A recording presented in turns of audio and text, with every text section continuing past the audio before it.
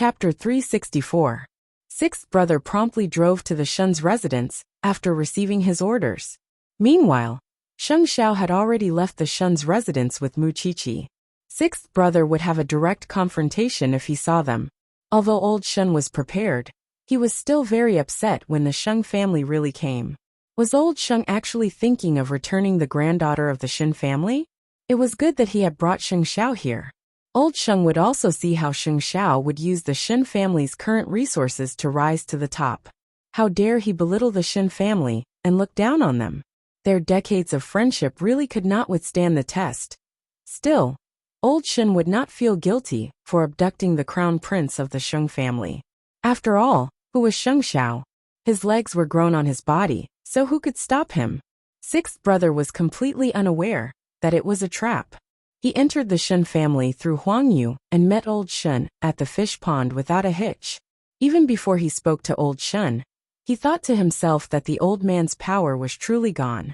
Now, he could only stay at home and play with his birds, and his days were so boring. It was precisely because of this thought that they missed a very important thing, which was the mayoral election. Old Shun turned and smirked when he saw sixth brother. Still, he put down his fishing rod and walked up to sixth brother. What's with the wind today? Even the sixth brother of the Sheng family is here. Old Shun, I'm here to invite you to a place. Sixth brother's face showed proper respect. Did your grandfather ask you to invite me? Yes. Sixth brother nodded. Old Shun washed his hands by the sink and walked ahead of sixth brother. Wait for me at the front hall. I want to change. Soon they left together. Still, when he saw that it was not the way to the Sheng family's house, the old man couldn't help asking, "Where are we going?" "Don't worry, old Shun. You'll know when we get there." Sixth brother kept him in suspense. Soon they arrived at the hospital. Although Grandpa Shun was still puzzled, he got an answer when he entered Sheng Minghui's ward. "Isn't this Sheng Minghui?" "Exactly." Old Sixth nodded. "Seventh sister is seriously ill now. She's not in her right mind.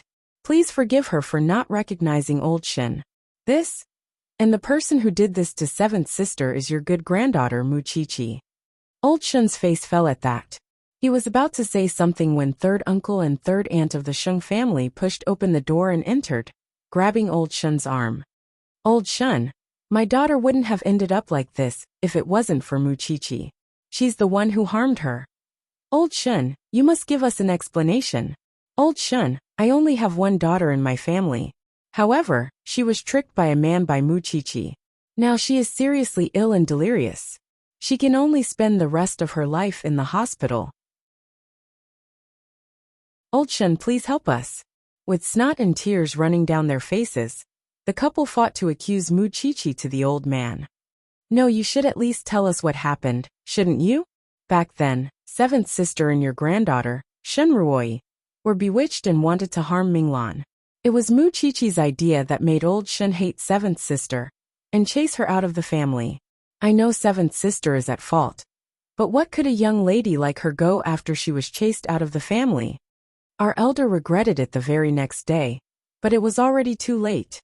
We couldn't find OL7 anywhere in the world until 2 days ago, when her brother found her in a nightclub."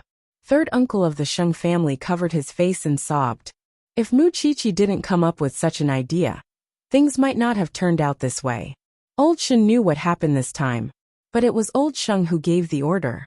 What did it have to do with Muqiqi?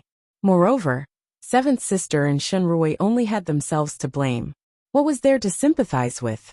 He did not even mention that Shenruoi was exiled to the cold army to suffer. Old Shun. Both of them held on to old Shun and cried bitterly. Soon, old Sheng pushed open the door and entered.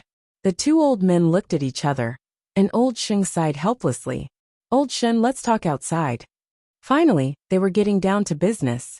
These three were really bad at acting. It was not that he did not sympathize with seventh sister, but he would not simply admit that it had nothing to do with Muqiqi. The two old men were walking in the garden of the hospital. Grandpa Sheng was not as agile as Grandpa Shen, so he stopped and said to Grandpa Shen, "Seventh sister's matter has caused quite a stir in the Sheng family.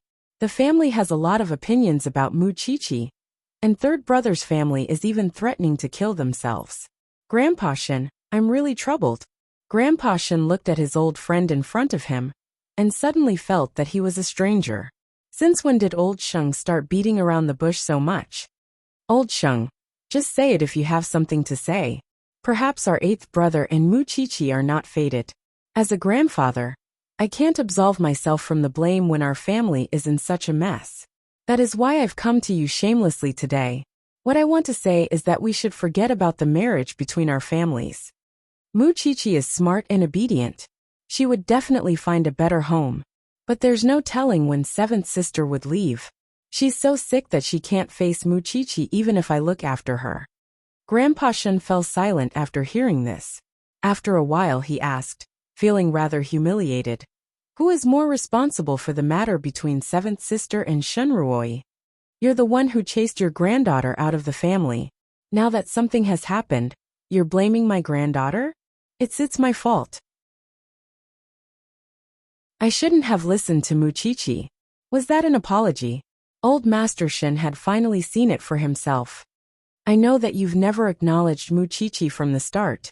You only agreed to the engagement because she's still young, and you could turn the tables on her at any time. Old Shen, what are you talking about? Old Sheng began to quibble. Our families have been friends for decades. Why do you think that the Shen family no longer has power, Old Sheng? Second brother has been elected mayor of Jianchuan just a few days ago. You don't know about that, do you? Old Sheng appeared rather shocked, because the matter had not been made public yet. Still, since you've said it and made it clear, the Shen family wouldn't ask for trouble. Our granddaughter hasn't reached the point where she would throw herself at someone else. Since you've already decided that it's Muchichi's fault, let it be. It's our granddaughter who has wronged you. I'll call off the marriage for Muchichi.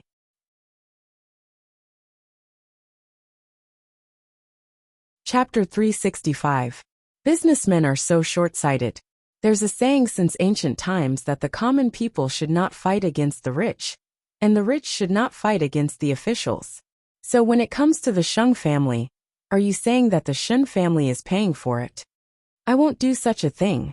Since you've spoken, Old Sheng, the marriage between Sheng Xiao and Muchichi is over. The Shen family will tell the world that we're breaking off our engagement with the Sheng family, and I'll send someone to seventh sister's house to express our sincerity. Old Shen, since you have the intention of shedding all pretense of cordiality with me today, then I shall accept this favor. Old Master Shen raised his eyebrows. He did not hold back when he spoke to Old Master Sheng. Let's forget about our past relationships today. Old Sheng panicked inwardly when he saw Old Shen's decisiveness. After all, he really didn't know that Muchichi's second uncle was now the mayor of Jianchuan, and that his attention was on the Gu family. Unexpectedly, the Shen family was still the same as before. Moreover, with Shen Lin joining the army and Shen Jianchuan slowly recovering, the Shen family would still enjoy limitless glory in time. Old Shen, you're being too serious. We still hope that Muchichi could visit the Sheng family. No need.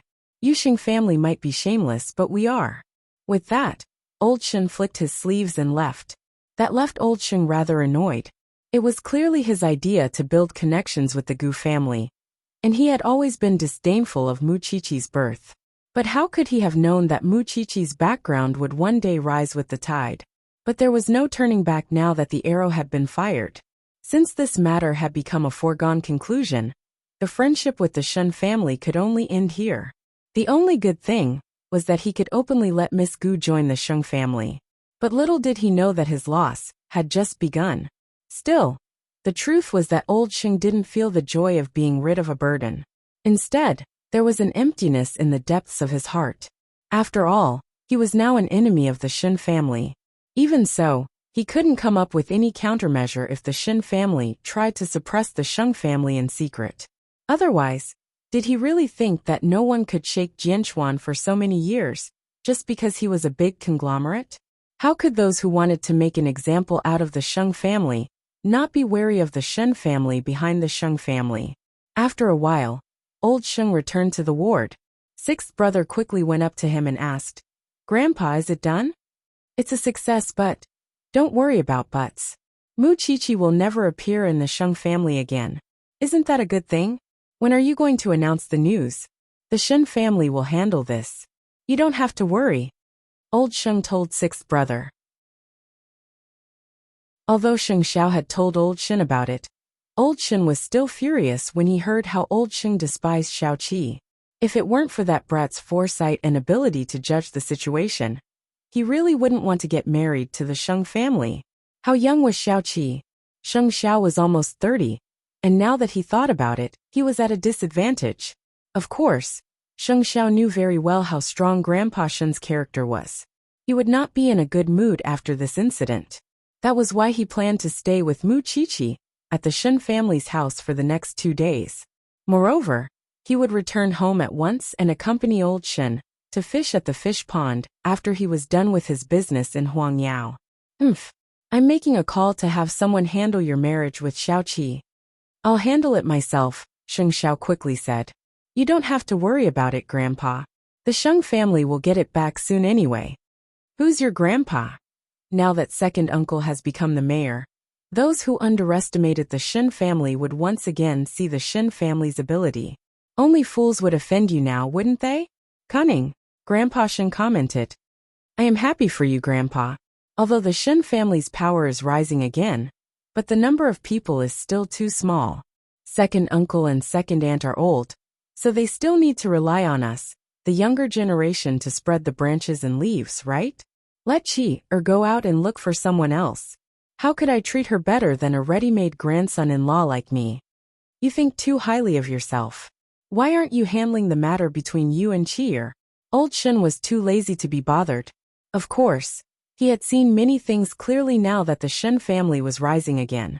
That was why keeping a low profile before was the right thing to do. Sheng Xiao smiled and called a reporter he was familiar with. I've got some news for you. Do you want it? What's the big news? The Crown Prince of Huang, Yao, has broken off his engagement with Mu Qiqi, the granddaughter of the Shen family. It's because the elders of the Sheng family don't like Mu Qiqi's status. Is the news reliable?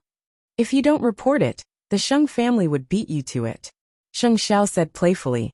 The reporter promptly asked to hang up at that. I'm going to write my draft. After all, the feud between rich families was always good material for gossip. Of course, with Sheng Xiao letting the news out like that, it was all the Sheng family's fault. Looking down on Mu Qiqi's background? In any case, she was the legitimate daughter of the Shen family, the mayor's niece. How could the Sheng family look down on that? Were they going to marry the empress? Therefore, before the Sheng family could inform the rest of Huangyao, the news had already spread. Lu Qianqian, Su Zipei, and Jingyan all called Mu Qiqi. Mu Qiqi was still busy with the autopsy and could only reply them one by one. The news is real, but my relationship with Xiao Xiao isn't affected. There's more exciting things to come, so you don't have to worry. The Sheng family is abandoning the little bride just like that? To tell the truth, Mu Qiqi is only 19, while the Crown Prince is 27. Isn't it obvious who's the winner? The Crown Prince likes Mu Qiqi so much, but the elders still control his marriage. The Sheng family really doesn't know what's good for them. Let me tell you a secret. The Shen family has just won the election and is flourishing, but the Sheng family is actually looking down on them? Whatever the case, the two have broken off their engagement in name. There are plenty of young geniuses and young ladies. They have a chance now. What a pity. I really want to see how the people react. How the people react? What kind of reaction? The news that they revealed themselves. The Sheng family would be cursed by the world this time. Of course, none of that worried old Sheng. He was more worried that Sheng Xiao would go berserk. Just worried? No way. Now that Sheng Xiao had calmed the Shen family down, wasn't it obvious what he was going to do next? Did the old man think that he would go to the Sheng family and cause a scene? He was too lazy to do that. Tonight, I'll let the old master worry for a night. Tomorrow.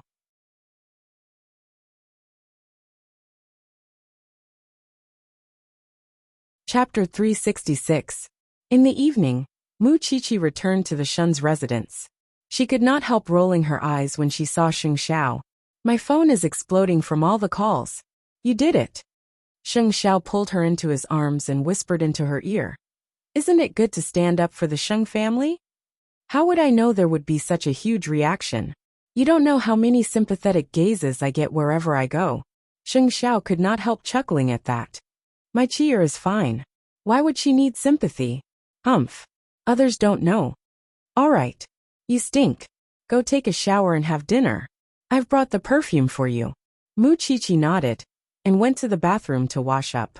Still, the stench of corpses on her spread from the main entrance to every corner of the Shun's residence.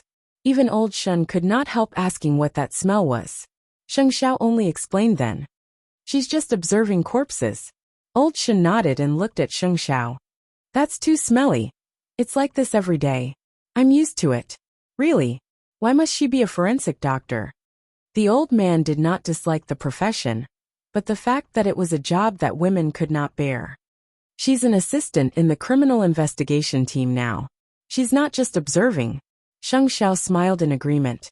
That was something the old man was quite satisfied with. The kid had really accepted everything about Xiao Qi, be it good or bad. Even if it was the stench of corpses, he would enjoy it every day. When do you plan to announce your departure from Huangyao? Tomorrow. He did not do it tonight to keep the Sheng family uneasy. And old Sheng would definitely know that he was at the Shun's residence tonight, thinking that he was trying to make Mu Chichi happy. Let's eat. The old man did not say anything else.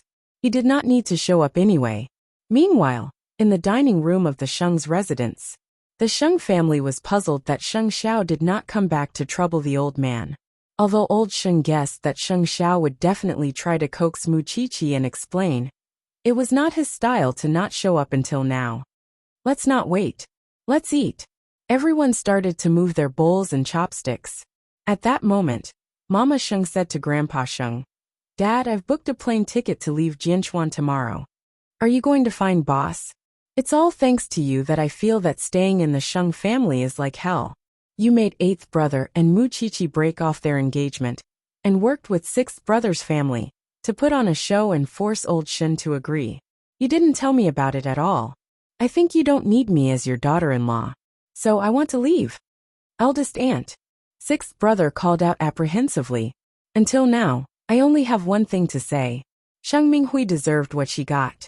And the one who caused all this was not Mu Chichi, but the old man in front of you. After that, Mama Sheng got up from the dining table. Take your time. I won't be accompanying you. Old Sheng did not stop Mama Sheng, because he believed that Mama Sheng could not make a decision on Sheng Zhao's matter. Moreover, Miss Gu would be joining the Sheng family soon. With that being the case, it was better to fulfill her wish, so that she would not mess things up. Grandpa, 8th brother isn't back at this hour. Could he have done something unthinkable? It turned out that 6th brother was still afraid. Can he ascend to the heavens or dive into the earth? He would know to look for me when he comes back. Just do whatever you need to do. Old Sheng wiped his hands with a napkin and quietly ate his dinner. Soon, Mama Sheng left the Sheng family's house with her luggage. She had no attachment to the Sheng family at all. She would rather sleep in a hotel tonight than stay with those ingrates. 2nd brother could not stand it anymore, and only went up to her to carry her luggage. I'll see you off, eldest aunt. Since 2nd brother was Sheng Zhao's chosen successor, she did not reject him. Huang Yao depends on you from now on. 2nd brother smiled, not understanding Mama Sheng's words. There's still 8th brother. Still, he had given his heart and soul for the Sheng family, but was treated like this. He must be feeling terrible. Terrible. Mama Sheng snorted. There was no telling who would be the one feeling terrible tomorrow. Mama Sheng gave Sheng Xiao a call when they reached the hotel, and Sheng Xiao brought Mu Chichi to the hotel, and personally sent her to the airport the next morning. Be careful when I'm not by your side from now on. Mom, you have to visit us often. Mu Chichi said, hugging Mama Sheng. Take care of Mu Chichi, 8th brother. Don't let her suffer. The Sheng family is so heartless. Sheng Xiao smiled and pointed at the security checkpoint. It's almost time. Go. It's not like we won't meet again. Remember not to bully Mu Chichi. I'll remember. Mu Chichi was really touched. Although she had never experienced motherly love from Su Ziqing, Mama Sheng treated her like her own daughter, and would spare no effort for her and Sheng Xiao. Soon, Mama Sheng's figure disappeared through the security checkpoint. That was when Muchichi sighed. I have one less family. Sheng Xiao put his arm around Muchichi's shoulder and led her out of the airport. It's Mom's choice. I know. I just feel bad. All right, I'll send you to the forensics lab. I still have things to do. Sheng Xiao quickly changed the subject with his little one. Or she would keep thinking about him. Are you going to fight the Sheng family? Fight? Not really. I'm just spreading some news. With that, Sheng Xiao started his sports car and sent Muchichi to the forensics lab. Meanwhile, the Sheng family was even more anxious. Logically speaking, they would only feel normal after Sheng Xiao caused a ruckus. Otherwise, it would be the calm before the storm as long as Sheng Xiao did not show up. Hoping for Sheng Xiao to show up. What a shame. Sheng Xiao would never show up. Soon, old Sheng received a call from the director of Huangyao. What's going on? Sheng Xiao hasn't come to work yet. *****. Meanwhile, Sheng Xiao's resignation letter was handed to second brother, who was stunned when he read it. Meanwhile, the secretary was asking second brother about the meeting that Sheng Xiao was supposed to be hosting. Should we keep waiting for the crown prince? Second brother had a complicated look on his face, and only said one thing. No need. He won't show up again. At the same time, a reporter from a financial magazine received the news. Sheng Xiao, the crown prince of Huangyao, has publicly announced that he is resigning as the CEO of Huangyao and leaving the company forever. From now on, he would never meddle in Huangyao's affairs. This is the second time the crown prince has resigned from Huangyao this year.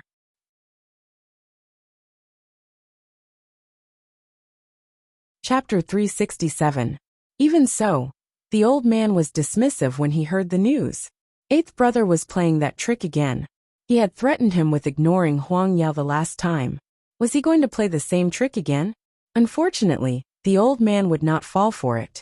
That was why old Sheng was not concerned at all when news of Sheng Xiao's departure from Huangyao spread like wildfire. That was until second brother returned home with Sheng Xiao's resignation letter and share transfer letter. As the deputy CEO of Huangyao, do you need me to teach you how to hold your ground in the company when eighth brother is being willful? Sixth brother even sneered. Second brother, you haven't seen eighth brother's tricks, but I've seen it once. He's doing this just to make grandpa compromise. In a few days, he'll come back when he's achieved his goal. Second brother, however, was not as optimistic as they were. He directly handed over Sheng Xiao's resignation letter and the transfer of his shares. The old man took a look at it and immediately took 2 steps back. This was all handed over by eighth brother? Eighth brother wouldn't show his face at all and only had his assistant deliver these things. Grandfather, no matter how willful he was in the past, it's clear that he's not joking this time. The old man's expression changed completely. Sixth brother snatched it for a look and was shocked. Eighth brother is serious? Grandfather, did you not think that eighth brother would really be angry after you caused such a ruckus and broke off the engagement with the Shin family on your own? Who in the family doesn't know how scary his anger is? Have you ever thought that eighth brother would really abandon Huangyao? The old man really did not think that way, because Huangyao had given Sheng Xiao unparalleled glory and status. That was why he did not believe that Sheng Xiao would give up on the family's power and wealth. No, he did not believe that eighth brother would give it all up even now. Where is eighth brother now? Old Sheng asked. We broke off our engagement with the Shen family yesterday, and eighth brother had someone deliver these things today. With Xiao Qin's departure yesterday, it's easy to imagine that the bastard had planned for this day to come. Eighth brother is probably at the Shen family's residence now. Second brother answered. I'll go look for him now. Right now, the Shen family is not a place that just anyone can enter. Second brother reminded old Sheng. Grandfather, you should know that second uncle of the Shen family has been elected mayor of Jianchuan, right? The old man took a deep breath and tried to suppress the anger in his heart. Then find eighth brother for me. Since he doesn't even want to go to Huangyao now, he naturally doesn't want to see you. The more important thing now is to stabilize Huangyao. Grandfather, I'm afraid you'll have to do it yourself this time. Didn't eighth brother just get rid of Muchichi? Is there a need for such a big reaction? Second brother glared at sixth brother at that.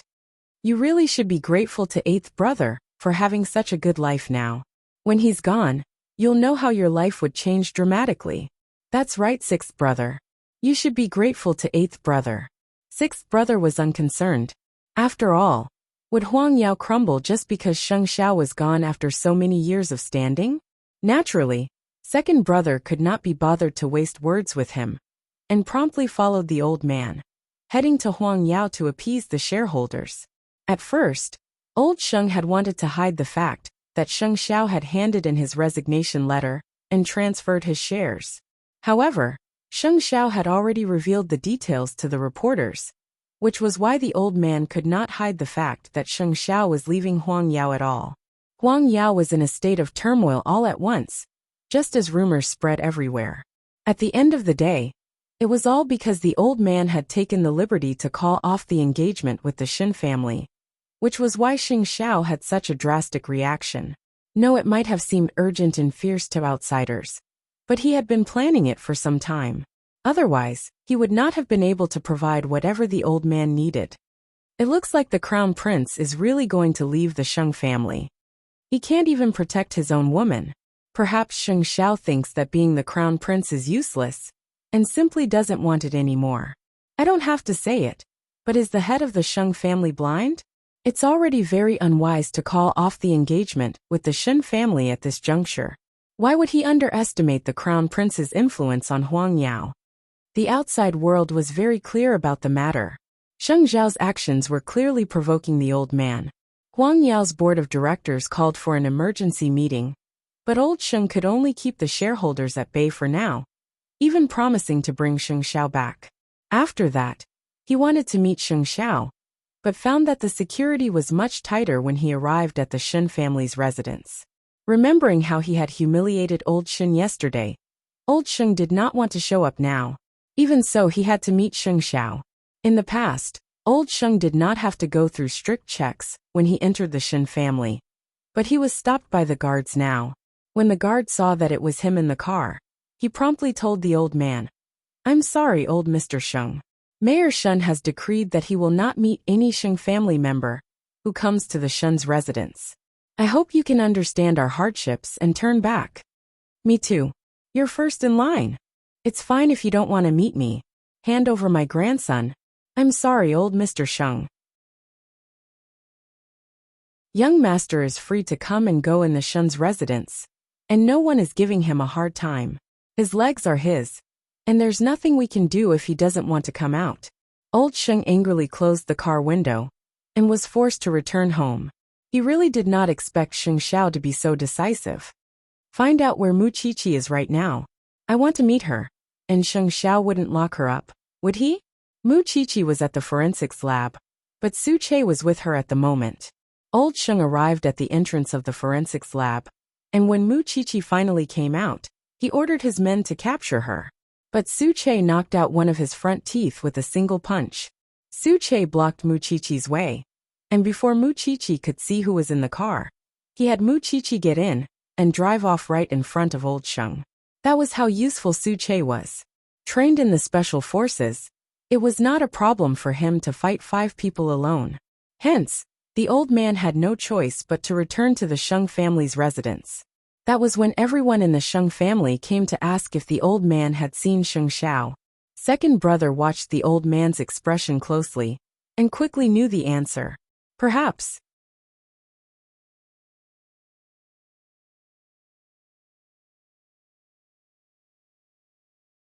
Chapter 368. Second brother. You should take over Huang Yao since eighth brother has made you deputy chief. Grandpa, let me try. Who knows, eighth brother might want to see me. Second brother suggested.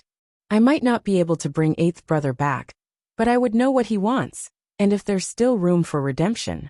It's the same even if you go. It's the Su family's banquet tomorrow, and eighth brother would definitely be there. We'll talk about it then. The old man said tiredly. Second brother was very worried. He followed behind the old man. Grandpa, I'm only doing this to find a better wife for him. What's wrong with that? Second brother couldn't comment on the old man's actions, but he fully understood why Xing Xiao would retaliate like that. Huang Yao was in a mess right now, and the gossip magazines were not letting the Sheng family off the hook either, and kept digging for the latest news. Old Shen finally vented his frustrations at the sight of the Sheng family, despising the granddaughter of the Shen family. During dinner, Old Shen sneaked a few glances at Sheng Xiao before saying, "Your grandfather came to look for you. I expected that, and I know you didn't let him in, Grandpa." "How so? Aren't the guards in the Shen family a lot stricter?" Sheng Xiao answered Grandpa Shen naturally. "Have you vented your anger?" Grandpa Shen asked. "Humph." Old Shen snorted. "Qi, and I are returning to Jingting tonight.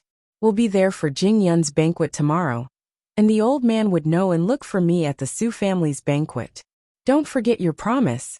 What else can I do now that I've handed everything I own to you?" Sheng Xiao smiled. "I'm not going back since I've decided to leave Huang Yao. Still, now's not the time to announce our new company. When the time is right, I'll let the Sheng family know that I can't go back. Aren't you afraid that your grandfather would be heartbroken? He has a better choice," Sheng Xiao said simply. Of course, he knew very well that old Sheng would not let him go so easily, but this time, he would never step through the gates of the Sheng family no matter what. Now that Grandpa Shen had vented his anger, he felt much better. "Do as you youngsters please." With that, Sheng Xiao left the Shen's residence with Mu Qiqi. Old Sheng would never have expected that Sheng Xiao would return to Jingting. Mama Sheng had arranged this house for him, and paid for it in full. That was why Xing Xiao could continue living here. "Today, I was almost kidnapped by your grandfather at the entrance of the Criminal Investigation Unit."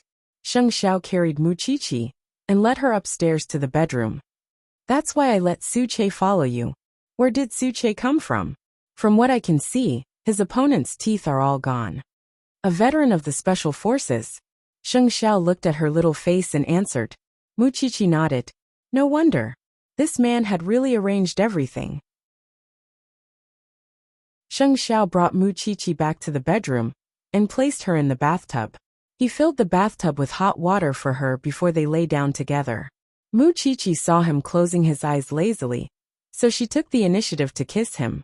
"How do you plan to deal with the reunion party tomorrow? Your grandfather will definitely go." "I'll deal with it as it comes," Sheng Xiao replied with a half-smile.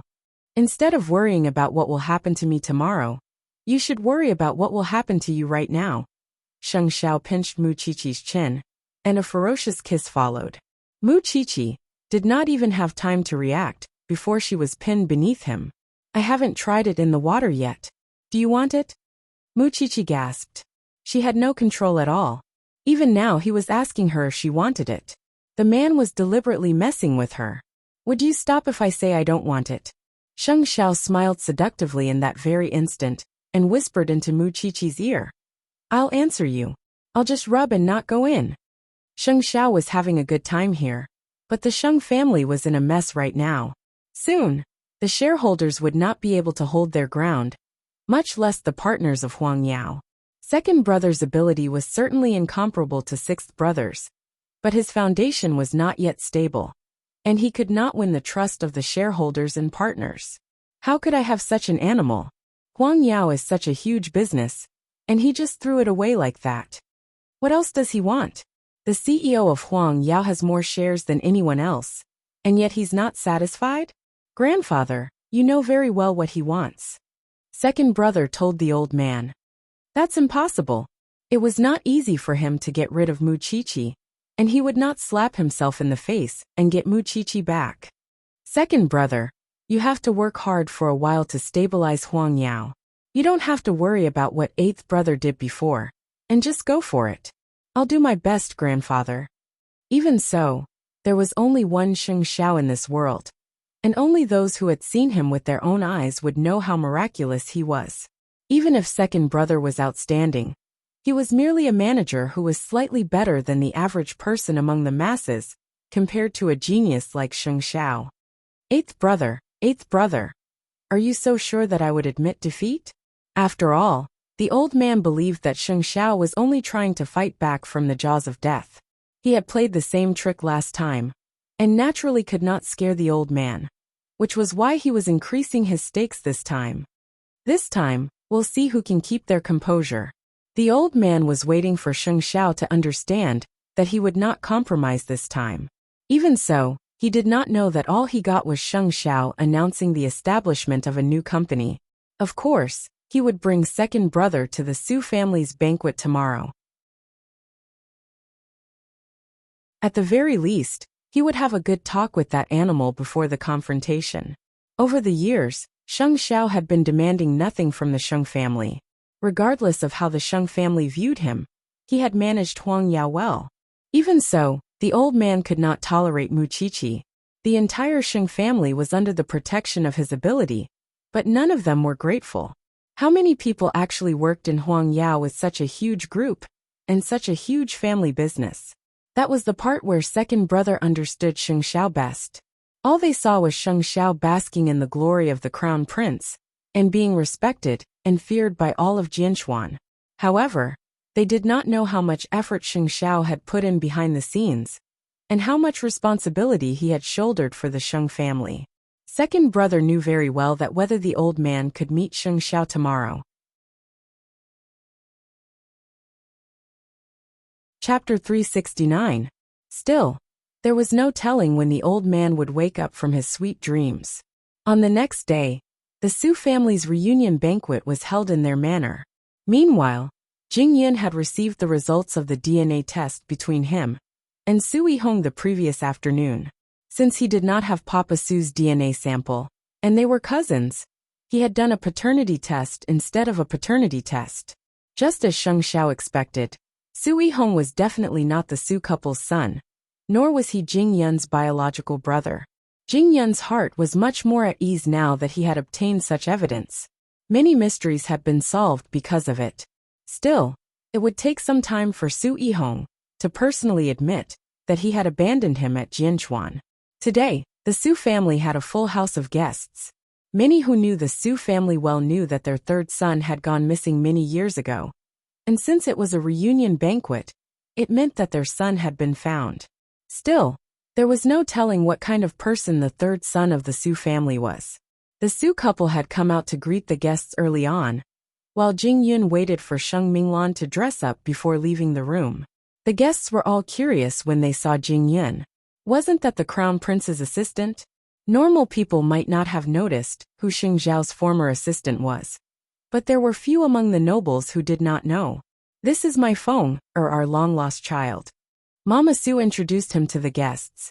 The guests thought about it and realized that Jing Yun was definitely an orphan. We've really worn out iron shoes in search of him. That child is doing well in the Sheng family. But I didn't expect him to be the third son of the Su family. Isn't that so? He really looks like a talent. The guests all began to praise him, while Su Yihong was greeting the guests as well. Although he really did not want Jing Yun to appear before them and be acknowledged, his parents were not easy to fool. Moreover, Jing Yun was careful enough, which was why the tricks Su Yihong came up with had not worked on him yet. I really didn't expect that the former assistant of the Sheng family would be the third son of the Su family. There's no telling what the Sheng family has fallen into this time. First, they lost Muqiqi, the mayor's niece, and now they've lost Jing Yun, the third young master of the Su family. Oh my, they're really hurting. Even as the guests spoke, old Sheng had already led second brother into the Su family's manor. Although Su Minglan's parents were reluctant, he was still Sheng Minglan's grandfather, and Jing Yun was indebted to him. Old Sheng, you're here. Please take a seat. Papa Su quickly greeted him. Congratulations on finding your son. It's all thanks to Elder Sheng that we can see our son again. Knowing that Sheng Xiao had left Huang Yao, Sheng Minglan did not hate the old man that much. Hence she greeted him, Grandpa. Minglan, let's go to the side and talk. Sheng Minglan knew that the old man was probably going to ask her about Sheng Xiao, but she really did not know anything about Sheng Xiao leaving the Sheng family. Even so, the grandfather and grandson still walked to a deserted corner. You know what happened to eighth brother, right? I learned about it from the news. Sheng Minglan answered honestly. Huang Yao is a pile of loose sand right now. If you could you return to Huang Yao and help Grandpa? Old Sheng asked Sheng Minglan. You should know how much damage Huang Yao would suffer from eighth brother's departure. If you were a Sheng, wouldn't you help Grandpa in times of need? Grandpa doesn't object to you and Jingyun now. Is that all right? I need to think about it. Think about it. Did Sheng Minglan think that the old man was asking her to return because he needed her as his granddaughter? That was not it. The old man was asking her to return because he needed the Su family's backing. Now that Huang Yao was in a precarious situation, he would have an excuse to keep the shareholders in line with his in-laws. Of course, Sheng Minglan did not think as deeply as he did. Even so, he could not hide his thoughts from Jing Yin and Sheng Xiao. Jing Yin promptly told Sheng Minglan, I won't stop you if you want to return. As long as you're happy, it's fine. But you should know that Grandpa's real purpose is to use the Su family's backing to stabilize Huang Yao. Sheng Minglan felt a chill down her spine at those words. Why was it that she, as a grandfather, was always scheming against her family? Soon, Sheng Xiao led Mu Qiqi into the banquet hall. The crown prince of Huang Yao. All the guests' eyes were on the man and Mu Qiqi. No, he was no longer the crown prince of Huang Yao. Even so, his regal demeanor was still wholeheartedly convincing. It was the first time the Su couple had seen him in all his glory, and they soon had to admit that he was a legend. Chief Su, Madam Su. Sheng Xiao greeted them politely. Oh, young Master Sheng is truly extraordinary. It's Fenger's fortune that you could groom him. Mama Su quickly praised him. That's right. You flatter me, Madam Su. Sheng Xiao's eyes found old Sheng beside them, but he ignored him. The guests were curious as well. What was going to happen between Sheng Xiao and the old man? Young Master Sheng, please forgive us for our lack of hospitality since there are too many guests today. Please help yourself. Sheng Xiao nodded and was about to greet Jing Yun with Mu Qiqi, but old Sheng walked up to Sheng Xiao and said, Come with me. Old Sheng walked ahead, assuming that Sheng Xiao would follow him. However, Sheng Xiao simply pretended not to hear him and walked straight to Jing Yun. Have you gotten the test results? Yes, just as you expected. Jing Yun nodded. Then when do you intend to make this matter public? When I get another piece of evidence. Jing Yun answered Sheng Xiao calmly. Meanwhile, second brother walked up to Sheng Xiao and told him, Eighth brother, you should give grandfather some face in such an occasion. Eighth brother, in such an occasion, you should give grandfather some face. He is waiting to see you in the garden. Sheng Xiao leveled second brother a sidelong glance and nodded after a moment. If you want me to drive him crazy, I can meet him. You left the Sheng family out of the blue and left such a huge mess. You should give grandfather an explanation, be it public or private. My fiancé is suddenly no longer my fiancé. Who can give me an explanation? Sheng Xiao asked second brother in return, lowering his head to look at Mu Qiqi. Still, he did not give second brother a hard time, and instead clapped Mu Qiqi on the back of her hand. Talk to fourth sister. I'll be right back. Will he be fine?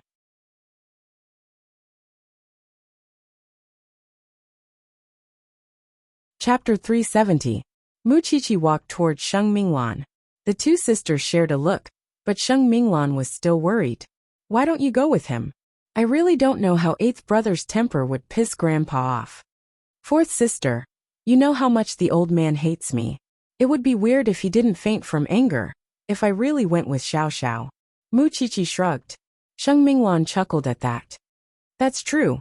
Grandpa would probably skin you alive now that eighth brother is leaving the Sheng family. Actually, you don't have to worry. The old man would never let anything happen to him before he achieves his goal. Do you blame him, Qiqi? It doesn't matter. He has his own position. Mu Qiqi did not have the mood to remember someone who hated her every moment. Wasn't that just making things difficult for herself? Mu Qiqi looked around at the guests, her gaze eventually landing on Su Yihong. I think all of you should focus on that man today. After all, Mu Qiqi did not believe that Su Yihong would let go of any chance to deal with Jing Yun in such an occasion. Of course, the evidence in Jing Yun's hands would be exposed as soon as he moved. When that happens, wouldn't it be clear who was the one who lost more than he gained? Meanwhile, Sheng Xiao had gone to the Su family's garden and found the old man leaning on his walking stick under the shade of a tree. His benevolent countenance would have drawn people to him. But who would have thought that an old man with such a face would have such a stubborn mind? Sheng Xiao slowly walked up behind the old man and asked, "What do you have to say? Say it." The old man turned in a hurry to glare at Sheng Xiao, his walking stick almost hitting Sheng Xiao. "You're abandoning Huang Yao for a woman? Just say what you want, eighth brother. Why do you have to cause such a ruckus every time before you're happy? Are you threatening me? Huang Yao is yours when I'm old. You're ruining your own career." After Sheng Xiao heard that, he approached the tree trunk and leaned against it. He smiled. "These things again. Can't you feel a little fresh? If you don't pretend to give up on Huang Yao, you don't have to listen to me now. Surely you don't think that I was joking with you when I left Huang Yao, do you?" Sheng Xiao's gaze suddenly turned sharp as he stared at old Sheng seriously. "Don't tell me you're not forcing me to submit?" Grandpa Sheng sneered. "You just want me to acknowledge Mu Chi. You just want me to admit defeat before you feel happy." "Grandpa." It was rare for Sheng Xiao to speak in such a serious tone. "I don't want to force you to be with Qi. I can easily achieve that if I leave the Sheng family. Why would I go through so much trouble to torture myself? Stop acting. Can you give up on the Sheng family's wealth and status? My wealth and status were never given by the Sheng family. You have to understand why the world calls me the Crown Prince. It's not because of the Sheng family, but because I've never lost to anyone," Sheng Xiao said confidently. "That is why I could rely on my own abilities to create another Huang Yao even if I'm not with the Sheng family. So why should I listen to your control?" Old Sheng was speechless. "Which part of Huang Yao or the Sheng family is worth my nostalgia for? If you think so highly of the young lady of the Gu family, why don't you marry her as a concubine? Wouldn't that be perfect?" "You know," old Sheng's eyes widened at Sheng Xiao. "Do you think your every move has any privacy from me?" Sheng Xiao said, straightening. "You can keep controlling the Sheng family and meddle with your children, but that doesn't include me. I'll say it one last time. Please pretend that I'm dead from now on." With that, Sheng Xiao moved to leave, but the old man held him back. "The Sheng family has raised you. What right do you have to choose? Whether it's Huang Yao or the Sheng family, it's all your responsibility. You can't escape it. Don't you want Mu Chi? Fine. After you marry the young lady of the Gu family, and make Mu Chi your secret lover, I can turn a blind eye. Take back what you said just now. I still have some respect for you." Sheng Xiao's voice turned cold. "Don't forget that Huang Yao wouldn't be where it is today if it wasn't for me. I can agree to anything you want, aside from being with Mu Chi. Even 10 Huang Yaos wouldn't compare to one Mu Chi." With that, Sheng Xiao left under the shade of the tree, leaving old Sheng to sulk under the tree. Second brother walked up to the old man and asked, "How is it, Grandpa?" "That bastard. He insisted that I accept Mu Chi. After all, he had always believed that the main problem between him and Sheng Xiao was Mu Chi. Then you. Come, let's go back."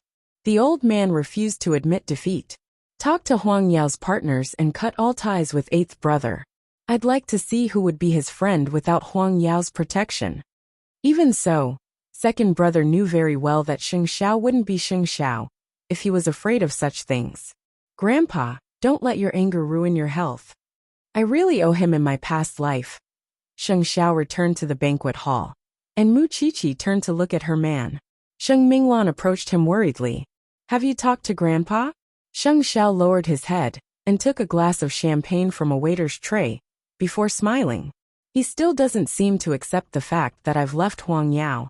Are you really not going back?" Sheng Xiao did not answer Sheng Minglan, and instead put his arm over Mu Chi's shoulder. "But what are you going to do after you leave the Sheng family? You have to protect her, don't you?" Perhaps even the old man believed that he would achieve nothing without someone to rely on after leaving Huang Yao. That was why the old man insisted that he would never give up on everything Huang Yao had at his fingertips.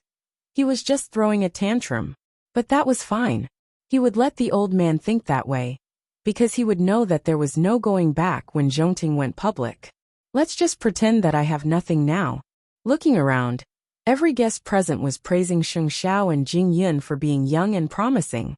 which naturally left Su Yihong with a deadly sense of danger.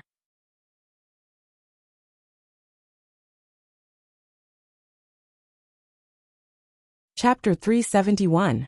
Halfway through the reunion banquet, the eldest uncle of the Su family finally arrived. Though he and Papa Su had always been at odds like fire and water, he would still care about the Su family's reputation on the surface and maintain his brotherly bond with Papa Su. That must be my nephew.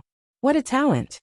The eldest uncle of the Su family was on the tall side and a little plump, which was why he appeared more burly than Papa Su. His hands were naturally strong too, and it hurt when they landed on Jingyun's body. Big brother, you've come all the way here to congratulate me. I thank you as your younger brother. Papa Su quickly greeted him. What are you talking about? Everyone knows that for this child, sister-in-law has been crying all day long. Now that the child is back, as the big brother, I can rest assured. Jingyun did not entertain them, and instead turned his eyes to Su Yihong and his eldest uncle. This father and son pair's wishful thinking was truly resounding. Don't mind your eldest uncle. Just be polite. Mama Su whispered into Jingyun's ear. Mother, can you help me announce my marriage to Minglan? Jingyun did not care about his eldest uncle and father, since he would deal with them sooner or later. Right now, all he wanted was to give Minglan a title. Mama Su smiled at that. Got it. Hence, Mama Su went to the podium and announced Jingyun and Minglan's marriage in front of everyone. Naturally, old Sheng was happy to see it. Even if Sheng Xiao was not around at Huangyao, he still had Jingyun to comfort him a little. Congratulations to you and Jingyun, fourth sister, Mu Qiqi quickly said. Mu Qiqi quickly congratulated him. You don't know how worried Xiao Xiao and I were when this blockhead didn't understand. I think you're the only one who's worried. Eighth brother never asks about such things. Sheng Minglan raised a brow. He only has you in his heart. Whatever the case, you're very happy to be with the person you love, fourth sister. Sheng Minglan nodded and turned to Jingyun. Their gazes locked, leaving the others envious. Meanwhile, the employees of Su Holdings were not just shocked. Their backs were breaking out in cold sweat as well, because the person they were told to mess with was actually the third young master of the Su family. No wonder he didn't look like a normal office worker from the way he talked and dressed. He was actually the young master of Su Holdings. The incident soon spread in the company's group chat, and those who had made fun of Jingyun before were now on tenterhooks. If I had known that you were the young master of the Su clan, I wouldn't have dared to offend you even if I had to die. This third young master is way too low profile. If he had revealed his identity earlier, there wouldn't have been so many misunderstandings. Looks like this third young master is patrolling incognito. Who told you guys to bully the weak and suck up to the strong? Now you've run into a tough one. In fact, Jingyun wouldn't bother with them since he had already taught them a good lesson. As long as it didn't happen again in the future, he couldn't be bothered. After lunch, the guests entered the dance floor to entertain themselves, while Su Yihong chatted with his real father in the garden. Eldest uncle, I've been with the Su family for so many years, but in the end, they look more like a family. Eldest uncle Su snorted. You've been working hard for the Su family over the years, never slacking. And yet, that beggar came back and stole all your limelight. Well, I don't really care. Su Yihong muttered. Still, that younger brother of mine isn't easy to deal with. If we don't act soon, it'll be too late when he remembers. What do you plan to do? I'll bring third brother to the factory in 2 days. It'll be up to you when the time comes. The Su family had so many machines, and many of them were very dangerous. It wasn't like they couldn't deal with Jingyun if they tampered with the machines. If anything happened, it would have nothing to do with them, and Jingyun could only blame his bad luck. Don't worry, it's just a small matter. Eldest Uncle Su replied. If your wings weren't full, I would have snapped my brother's slender neck. There's no hurry. Right now, Sheng Xiao was standing on high ground, watching as Su Yihong and the eldest uncle of the Su family stood together. His lips curled into a smile. Tell Jingyun to be careful over the next few days. Su Yihong has a plan. I must say that bloodline is such a wonderful thing. Those two really look alike. Mu Qiqi couldn't help being moved. If you think it's amazing, you should give birth to one and see how it works. I'm only 19. Muchichi emphasized her age. 20 is enough. Muchichi punched him in the chest, but Sheng Xiao caught her little fist. Your grandfather is looking forward to us having a child soon. We're not even engaged, let alone married. Why would I give birth to your child? Or you've changed. You didn't treat me like this before. Muchichi chuckled and stopped teasing him. When will the news of Zhongting's establishment be announced? When the time is right. Sheng Xiao said mysteriously. Now that he had resigned from Huang Yao, everyone in Jianchuan would probably look at him in a different light. After all, he had nothing now, and he couldn't be content with watching the show so quickly. He had to let old Xing think that he had a few more days.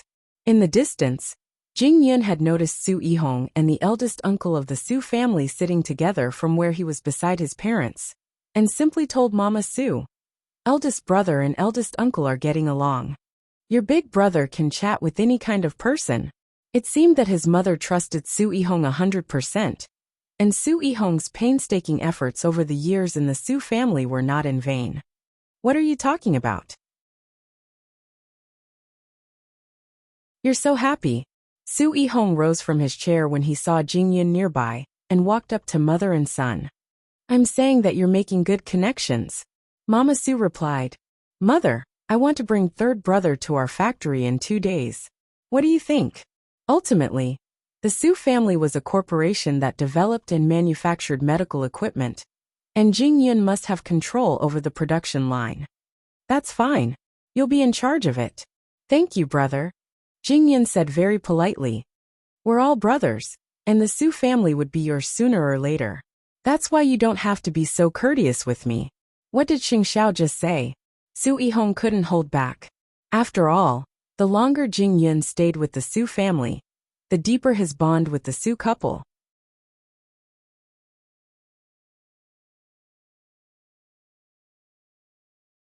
Chapter 372. Having followed Xing Xiao for years, Jing Yun could naturally tell from Su Yihong's words that he was scheming. What production line? It was nothing more than an excuse to cripple his body. Otherwise, Jing Yun could not imagine what Su Yihong could do to him in such a place.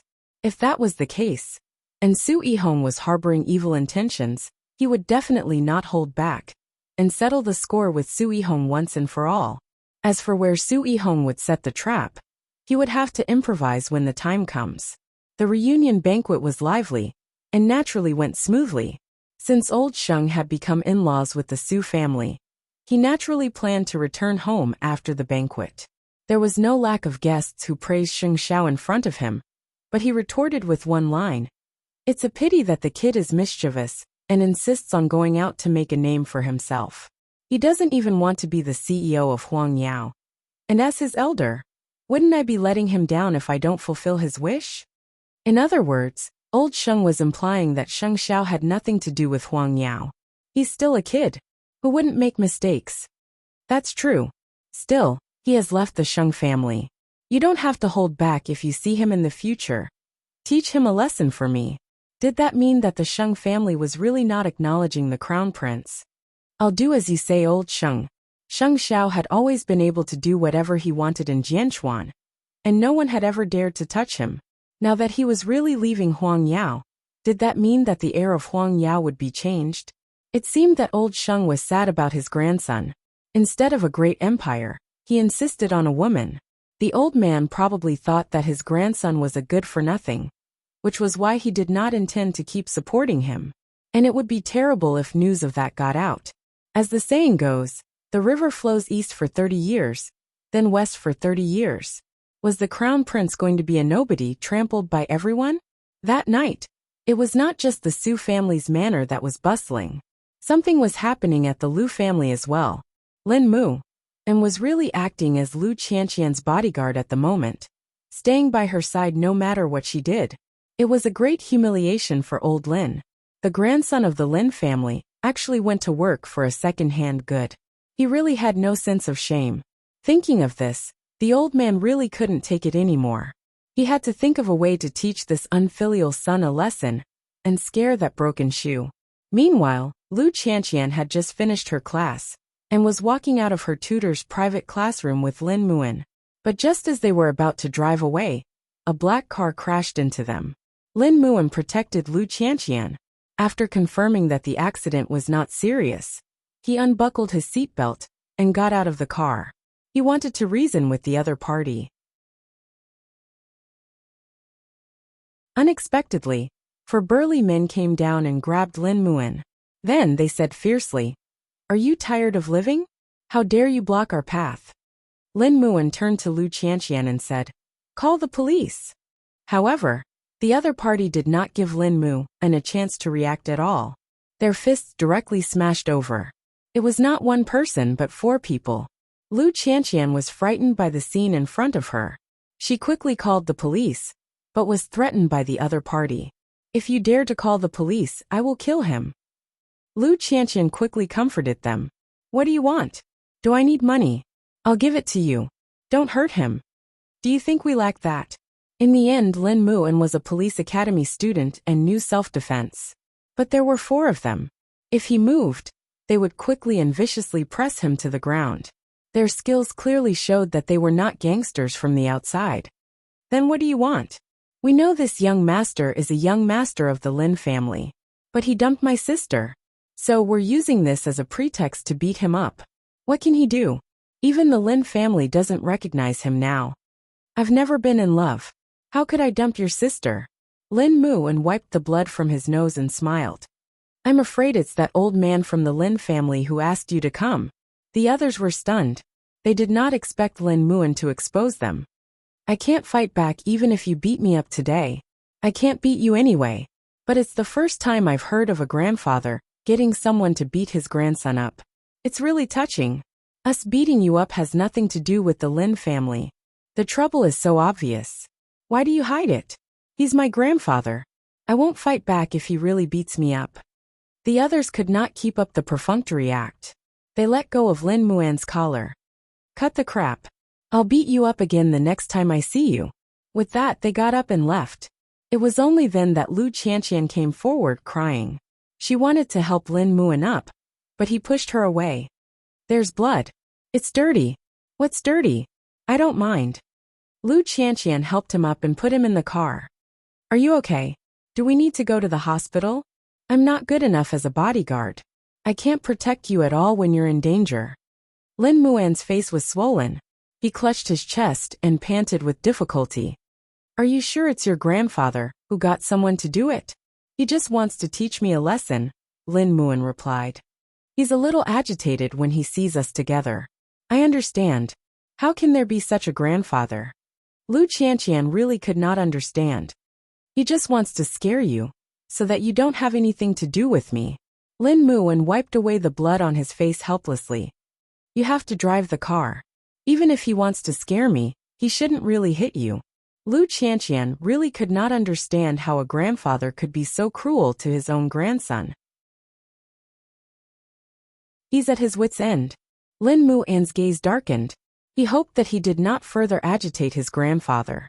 "This is just the beginning. He will definitely think of a way to make me beg him, so that I will willingly return to the Lin family. As long as you want to find a place to hide, my house will always be open for you. Aren't you afraid of my grandfather's revenge?" Lin Muan narrowed his eyes and asked Lu Qianqian. "The Lu family is not glass. It will shatter with one touch. Moreover, you are all alone now. If you lose me, you can go begging on the streets." With that, Lu Qianqian pressed a tissue on Lin Muan's nose. "Wipe it. I'll send you to the hospital for a checkup. There's really no need. Listen to you or listen to me." Lu Qianqian crossed her arms and asked Lin Muan dangerously, "I think your grandfather must be a pervert in his past life. How could he do such a thing? Let him vent his anger. He's old." Lin Muan was very open-minded.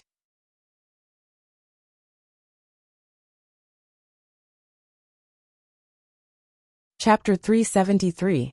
"But that doesn't stop me from being your bodyguard." Lu Qianqian pressed on his wound, and Lin Muan inhaled sharply. "You're about to fall apart, and you're still boasting shamelessly." Lu Qianqian glared at him, and drove the damaged car to the hospital. After a checkup, the doctor insisted that Lin Muan be hospitalized. Young man, don't fight just because you have a good recovery. His grandfather did it. Lu Qianqian told the doctor angrily. It's the first time you've seen a grandfather like that, isn't it? Beside them, Lin Muan laughed, clutching his chest. Even if he was beaten up by old Lin, he had a happy little pepper with him. Watching her scold someone was the best medicine for him. You're still laughing? You've broken a bone. Lu Qianqian was fuming. Your grandfather could really do it. You must have been picked up from the streets. Lin Mu and really did not want to listen to Lu Qianqian's nagging. Hence, he hugged her in his arms and comforted her in front of the doctor. Whether my grandfather did it or not, little Pepper, you have to believe me. I'll protect you even if I have to risk my life. Who needs your protection? Lu Qianqian pushed Lin Muan away forcefully, only to touch his wound. Lin Muan quickly shrunk into a ball, sweating. Lu Qianqian did not think of anything else. As a good friend, she certainly would not leave Lin Muan alone. Even so, she did not know how serious Lin Muan was with his vow today. At the Sheng residence, old Sheng had the Sheng family cut all ties with Huang Yao, because he did not want Sheng Xiao to have him in his hands this time. Even so, he had to answer to the Gu family after Sheng Xiao left Huang Yao. They had agreed to settle things with Mu Qiqi, but this time, the old man did not only settle things with Mu Qiqi, but also Sheng Xiao. Sheng Xiao promptly announced that he was leaving Huang Yao. On the next day, old Sheng invited the Gu family to his house, and Mama Gu stayed in the old man's study for 2 whole hours. Old Mr. Sheng, the Gu family is aware of what happened to your family. Why don't we just forget about the Crown Prince and Xiling? I think the Crown Prince really likes the young lady of the Shen family. Hearing this, Grandpa Gu waved his hand and said to the Gu family, Madam Gu, please don't worry. Everything will go according to plan. I know my grandson. He's just trying to threaten me now. When he knows that threats don't work, he'll listen to me. But, Mrs. Gu, what do you think of this? You saw my second grandson when you came in just now. He's not married yet. We'll stick to the original plan and let Miss Gu marry into the Sheng family. She can choose whichever she likes. What do you think? Madame Gu recalled how second brother Sheng walked past her just now. He was indeed a handsome man. So she nodded. If that's the case, I'll agree to it. After all, the Gu family was aware that the second young master of the Sheng family held great power in Huang Yao. They could accept either the Crown Prince or the second young master. Then we have a deal. After the Gu family left, sixth brother asked the old man, Grandpa, what's going on? It has nothing to do with you. Just mind your own business. Grandpa Sheng told sixth brother. Everything was ready. There was just no telling when that unfilial son of his would stop being willful. Sixth brother hung his head and turned to leave, but the old man suddenly called out to him. Wait, Grandpa. Seal eighth brother's room as well, and spread the word that eighth brother is never coming back to the Sheng family now that he's out. Are you serious, Grandpa? Sixth brother was puzzled. Since eighth brother's acting is so real, I certainly can't show weakness. The old man snorted coldly. He would act as if he no longer cared for Sheng Xiao, so that he would know that his threats were useless. Even if the outside world knew that Sheng Xiao and Huang Yao were at odds, so what? With the Su family moving to Jianchuan, and the Shen family regaining their vigor, a military enterprise began its rise. That night, it was raining and snowing. Both Sheng Xiao and Shen Jianchuan visited the office of Zhongting Industries, where they would handle official business in the future. Su Che was pushing Shen Jianchuan's wheelchair, while Sheng Xiao put his arm around Mu Qiqi's shoulder. I like this place, Mu Qiqi told both Sheng Xiao and Shen Jianchuan after walking one round. It's a great view, unlike Huang Yao with diamonds everywhere. It's so uncomfortable. Do you dislike Huang Yao, or do you dislike the people there? Sheng Xiao asked, pinching Mu Qiqi's chin. Since you've cut ties with the Sheng family, when are you going to announce your identity? Shen Jianchuan asked. At first, I wanted to teach the old man a lesson and let him know my resolve.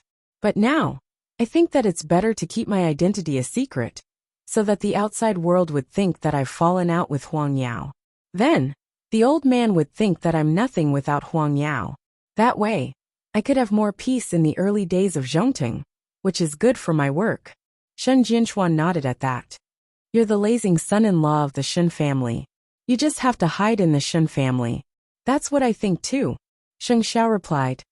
But can you take it if the outside world laughs at you for being a coward?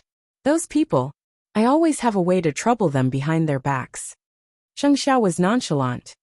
Since that's what you plan to do, just do it. The Shen family could even help you with Huang Yao. Are you going to suffer for a while, CEO? Isn't that right?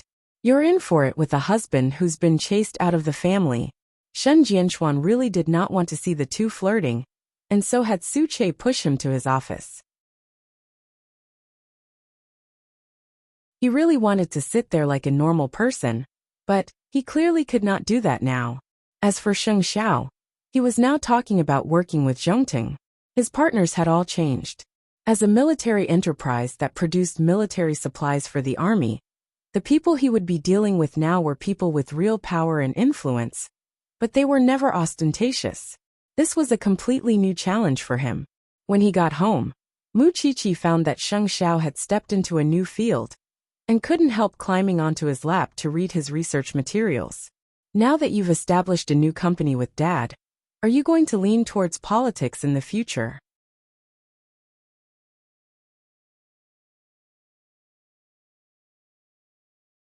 Chapter 374. You're exaggerating, Mu Qiqi exclaimed, holding his hand.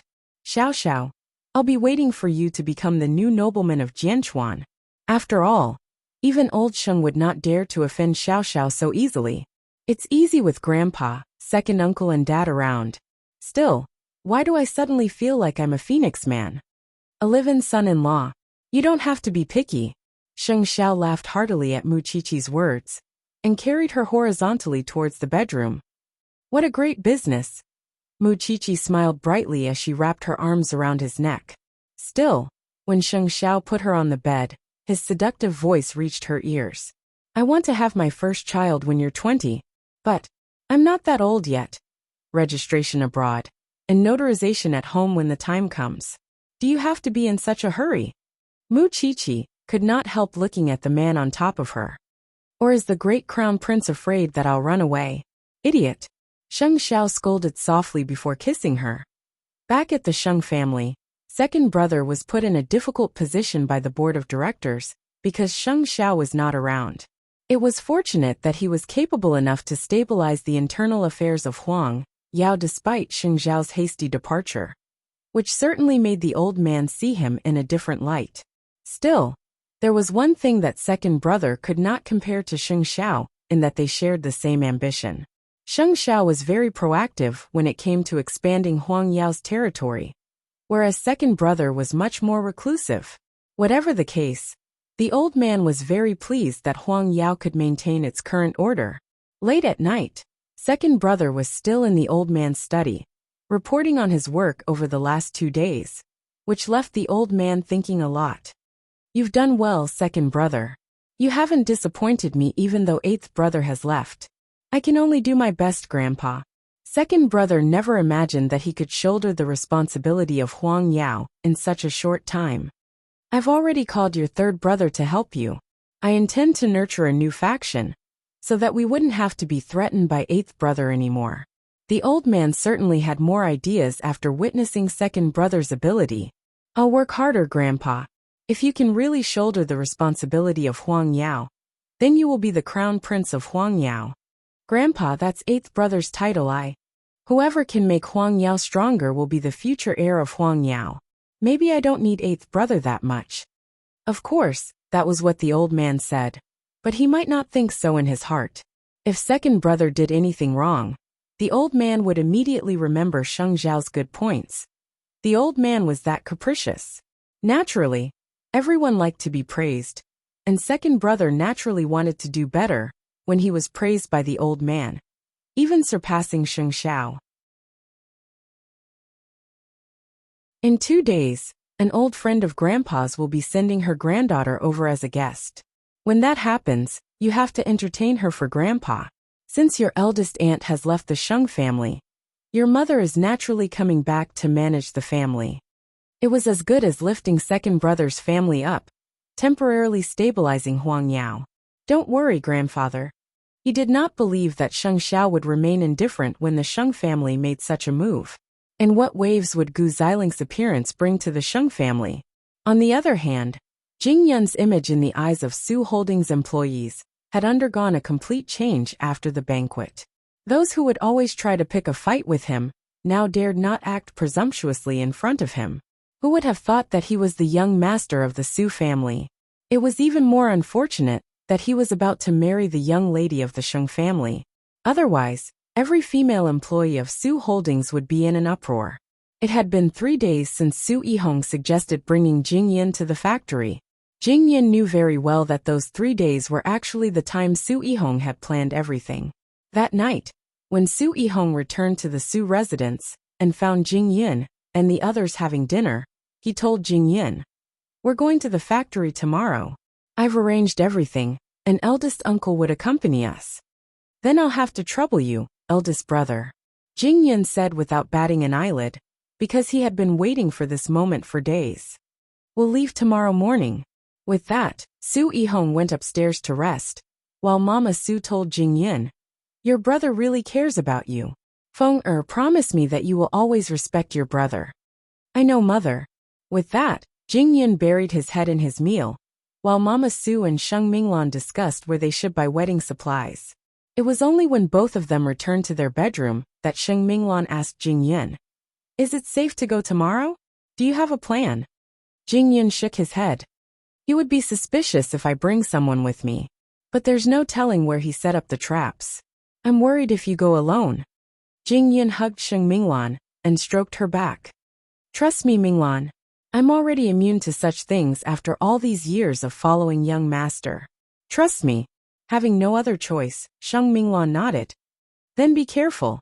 Tell me immediately if anything happens. Don't worry." Jing Yin kept stroking Sheng Minglan's back, trying to calm her down.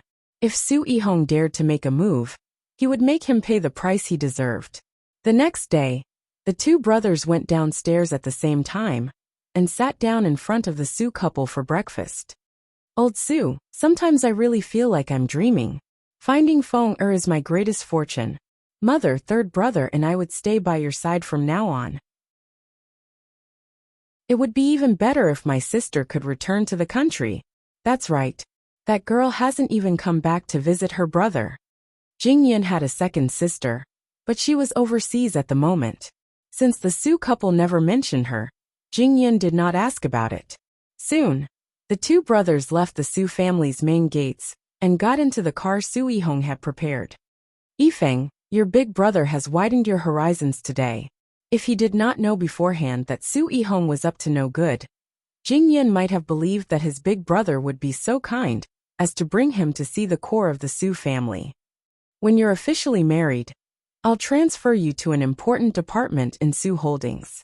I trust your ability, and I'd be much more at ease with you sharing Su Holdings' responsibilities." Jing Yin smiled coolly, showing no openings in front of Su Yihong. All the good show would have to wait and see how it would play out.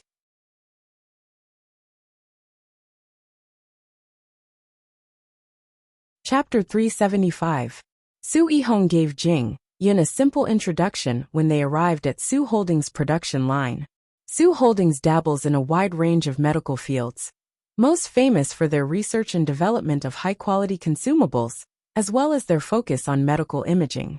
Our goal is to produce equipment that could replace imported products and benefit the common people. I have a basic understanding of those.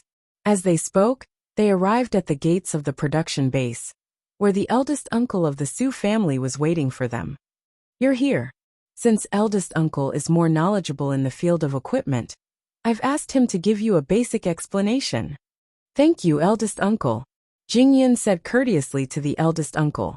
Both the eldest uncle and Su Yihong looked at each other, both knowing what to do. Then the trio entered the production base. Jing Yin did not know where the traps were, but he had been paying special attention along the way. Under normal circumstances, it would be safe if there were people on the production line, but he would have to be extra careful if there was no one around. These machines are used to create artificial joints. Do you want to take a closer look? Sure. Jing Yin nodded and walked towards the machine with his eldest uncle to see how it worked. Do you want to try how it works? I'll have the workers open one for you to try. Jingyan nodded. That was when a man wearing sterile clothes entered, intending to bring Jingyan along to try out the machine. Su Yihong and the Su family's eldest uncle shared a look as they followed behind. Then the power was switched on, and the worker told Jingyan, "Young Master Su, these things are very sharp. You must be careful even if there are protective measures." "All right." Jingyan nodded and strode forward. Just as Jingyan and the worker were experimenting, eldest Uncle Su suddenly appeared behind Jingyan and tried to push him. However, Jingyan had already seen it through the glass of the machine, and so quickly dodged, while eldest Uncle Su's entire body fell towards the open machine after he missed his target. It was fortunate that the worker managed to hold him back, but with a scream, the eldest uncle's big finger was cut off by the gear. "Hurry up and call an ambulance." Su Yihong quickly diverted Jingyan's attention when he saw that his eldest uncle had failed. "Yifeng, what's going on?" Before he could say anything, his big brother had already made things difficult for him. "Su Yifeng, is this how you treat me when I'm kind enough to teach you?" The eldest uncle of the Su family retorted. "Eldest uncle, if you want to teach me, just tell me in advance." "I was just shocked by eldest uncle. Uncle's hand is injured. Go back and explain it to mom and dad." He did not follow the ambulance to the hospital immediately. Instead, he looked at the bloodstains and stared at the staff who was wearing sterile clothes. "You're covering yourself up so tightly not because it's needed here, but because you don't want me to recognize you, right?" The man trembled and stuttered. I don't know anything. I'm only responsible for turning it on." "You don't have to know anything, but I'll remember your name." Jingyan pointed at the man's badge. "Young Master Su, this matter really has nothing to do with me." How vicious. If I was really pushed forward, my hands would have been crippled with so many gears. Jingyan muttered, while the man's face was already drenched in sweat. Jingyan did not make things difficult for him, but he had to keep an eye on him. Now, Jingyan would have to face his uncle who had lost his finger, and a big fight was inevitable. When they arrived at the hospital, the eldest uncle of the Su family was already stitching up his wound, although his severed finger could not be reattached. Later, Mr. and Mrs. Su rushed to the hospital, and were rather worried when they found Jingyan outside the surgery room. "Are you all right? Are you and your brother all right?" "I'm fine. It's just that eldest uncle's thumb was cut off." Jingyan replied. "Where's your brother?" "Taking care of the medical fees." Jingyan replied. "What actually happened?" Papa Su asked. "It's Yifeng's fault. Eldest uncle wanted to teach him how to use the machine, but he suddenly turned around, and eldest uncle lost his balance and fell in front of the machine, getting his thumb cut off by the gears." "Eldest brother, you're a medical student after all." Jingyan suddenly walked up to Su Yihong and turned around. "Look, if you were standing behind me and you didn't move, you wouldn't have lunged forward when I turned around. The only explanation for this is..." "What is it?" "Your eldest uncle wanted to push Feng Er."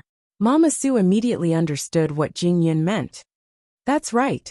If your eldest uncle didn't want to push Feng Er, why would he have lunged forward?" "Mom, you didn't see what happened. You wouldn't know.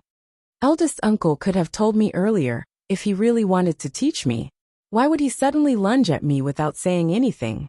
What is he trying to do?" "Yifeng, eldest uncle is the one who's hurt.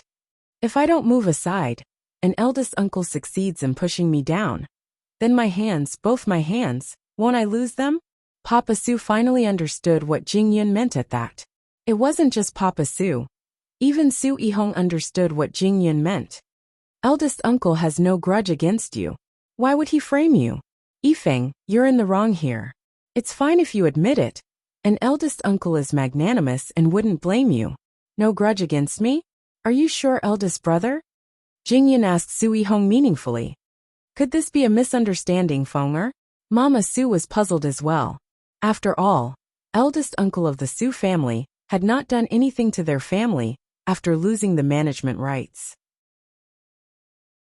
Moreover, it had been so many years since then, and there was no reason for him to frame Jingyan. I'll tell you the truth, Mom. I knew something would happen when I went there today.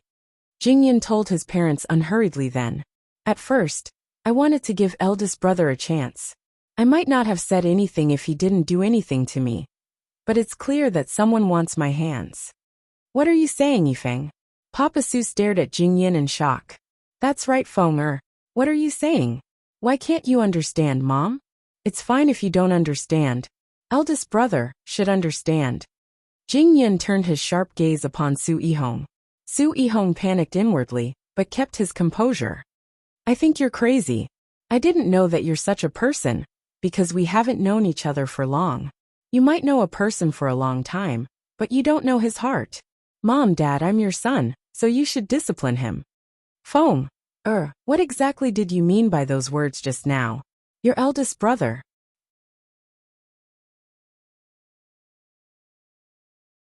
Chapter 376. Yifeng, what exactly is going on here? Explain everything clearly. Mama Su was really confused then. How did Su Yihong get involved in this? What was Jingyan trying to hide?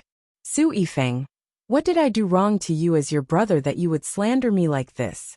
Su Yihong was unaware of what Jingyan knew, and all he wanted to do was calm Mama Su. Mom, please help me with this. What are you thinking, Feng? He's your brother in the end. How could you treat him like an enemy? Mama Su was feeling 1,000 discomfort right then. Feng, explain yourself right now. Papa Su had given Jingyan a death order as well. After all, Jingyan had only returned to the Su family for a few days, whereas Su Yihong had lived with the Su couple for years. Naturally, they would side with Su Yihong more. It was only human nature, and Jingyan certainly did not take his parents' attitude to heart. If you want to know the answer, you have to understand one thing first. Brother, whose child is he? It wasn't just Su Yihong who was stunned by Jingyan's words. Even the Su couple were. Feng, are you crazy? I carried him for 10 months, and gave birth to him.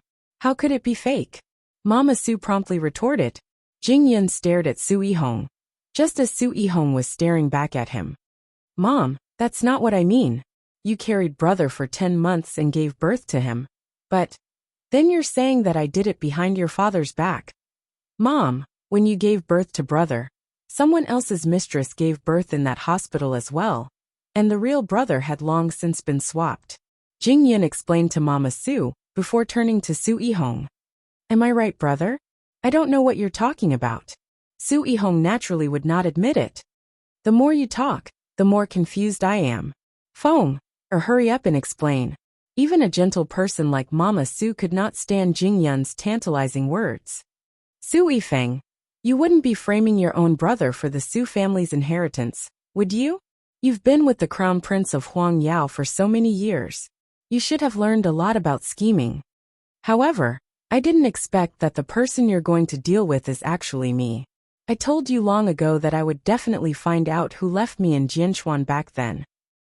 Father, the eldest son in front of you is actually the child of my eldest uncle and his mistress. My real eldest brother unfortunately died when he was just a few years old after he was swapped.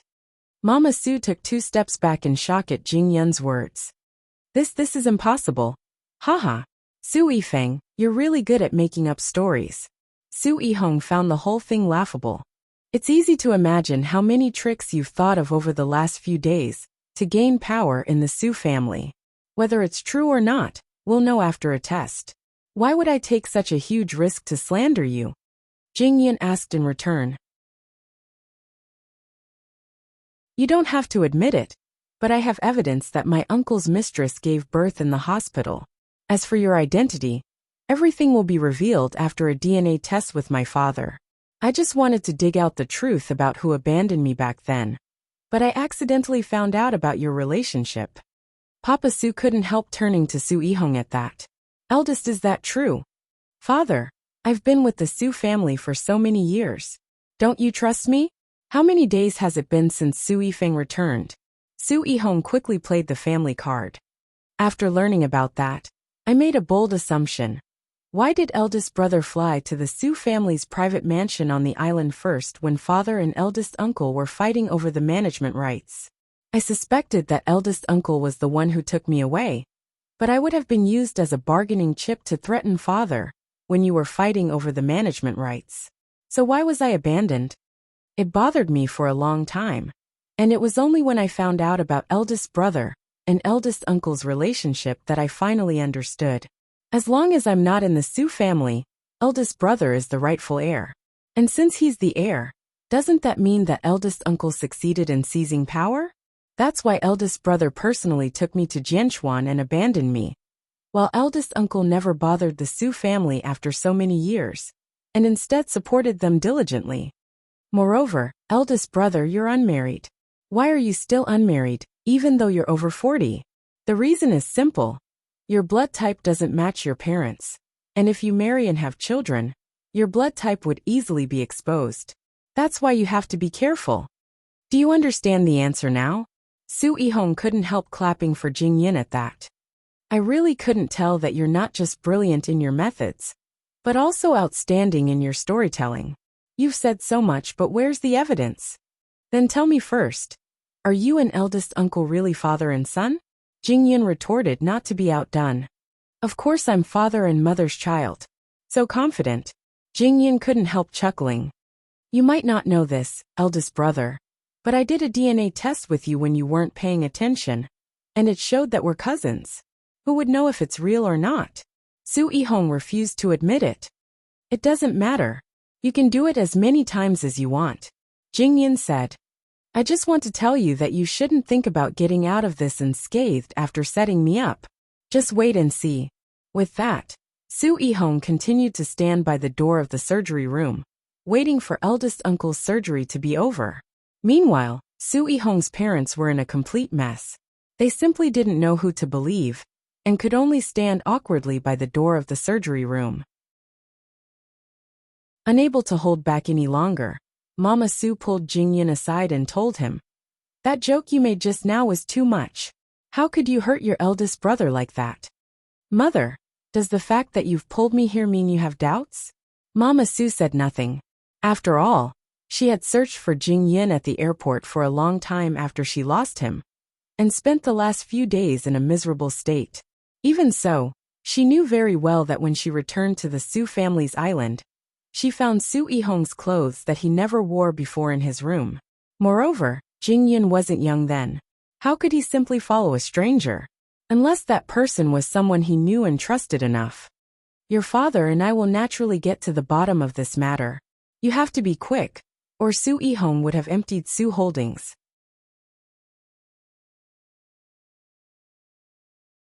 Chapter 377. Since they had fallen out, there was no way they could get along well from now on.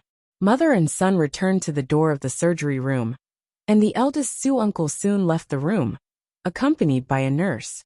Are you all right, eldest uncle? Su Yihong asked as he approached him. The eldest Su uncle's face was pale, but it was only his hand that was hurt. It's just a finger. It's not a big deal, but you have to be careful from now on, Yifeng. Don't be so reckless. You don't know, eldest uncle, but our third brother said a lot of unbelievable things during your surgery, including that I'm actually your son. The eldest Su uncle did a double take at those words, before laughing out loud. Is that so? So funny. Jingyin laughed as well. What's true can't be fake, and what's fake can't be real. It's best if we don't meet each other in the future. Su Yihong said sternly. I'll have someone arrange another place for you to stay. Why aren't you leaving the Su family, eldest brother? You can do whatever you want in front of mom and dad if I leave. Do you think I don't know what you're up to? Su Yihong was determined to be the dominant figure. It was truly admirable that he could keep his composure even when the truth was just a paper's breadth away. That applies to you too, eldest brother. After all, I don't know what you would say in front of mom and dad, which is why I'm not moving out, Jingyin said. Just like that, the two brothers began to hate each other, leaving the Su couple helpless. I've really saved an ingrate today. The eldest Su uncle could not help snorting. Still, Yihong, your parents know what kind of person you are after being with the Su family for so many years. Don't worry, those people wouldn't be able to sow discord with just a few words. Don't worry, eldest brother and eldest uncle can do a DNA test, and everything will be fine. I'll be waiting. With that, eldest Uncle Su turned to look at his younger brother. Third brother, you're amazing. You've only returned to the Su family for a few days, and you're already stirring up trouble.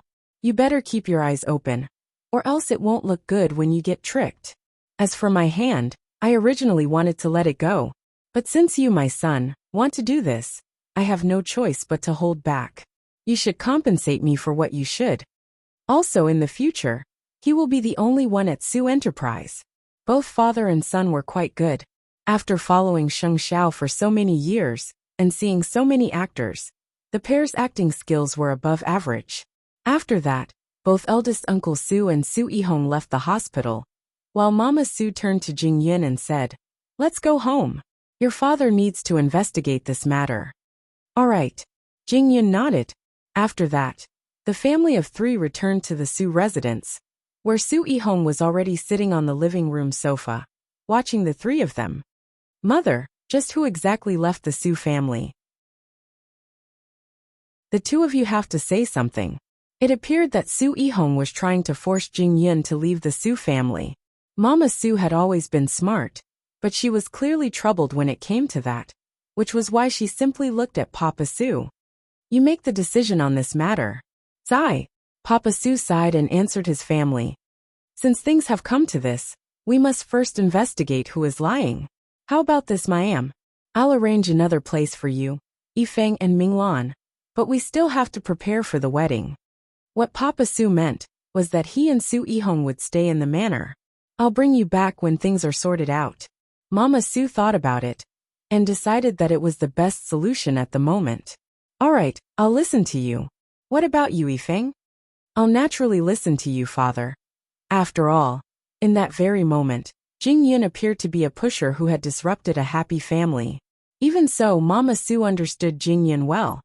If things like this were not cleared up, the damage would only be greater in the end. "That's good. I'll do the DNA test as soon as possible, father." Live outside? How could Jing Yun not worry? Would Su Yihong spare him, after he had disrupted Su Yihong's career over the years? That was why he promptly brought Sheng Minglan and Mama Su to Jingting. In the end, Sheng Minglan was a Sheng, and there was nothing wrong with her staying here. Still, he even brought his elders. Sheng Xiao couldn't help frowning. He can't even handle such a small matter, and is even chased out. Eighth brother, Jing Yun almost lost both his hands today. If he doesn't make things clear now, who knows what Su Yihong would do behind his back. That's why he had no choice. Sheng Minglan explained. Rising from the sofa, Sheng Xiao did not really make things difficult for them. "You can stay at Jingting for now. Qi and I will return to the Shun's residence." "Actually, young Master Sheng, you don't have to go through all that trouble. Aunt, you are Jing Yun's mother and naturally a guest. You would feel uncomfortable with Qi and I here, and we have our own things to do. It's more convenient to stay at the Shun's residence for now." Sheng Xiao replied. "Eighth brother, are you really not going to care about the Sheng family's affairs? I'm just a live-in son-in-law with nothing to do right now. Don't you know that?" Sheng Xiao raised a brow at Sheng Minglan. "I don't believe you." Sheng Minglan rolled her eyes. "Still, I do have to be careful this time. I have many places under my name, and I wouldn't have to bother you and Xiao Qi." At that, Sheng Xiao smiled and looked seductively at Jing Yun. There are only two outcomes when the matter is exposed. The first is to fill in the loophole, but it cannot be hidden forever when it comes to blood ties.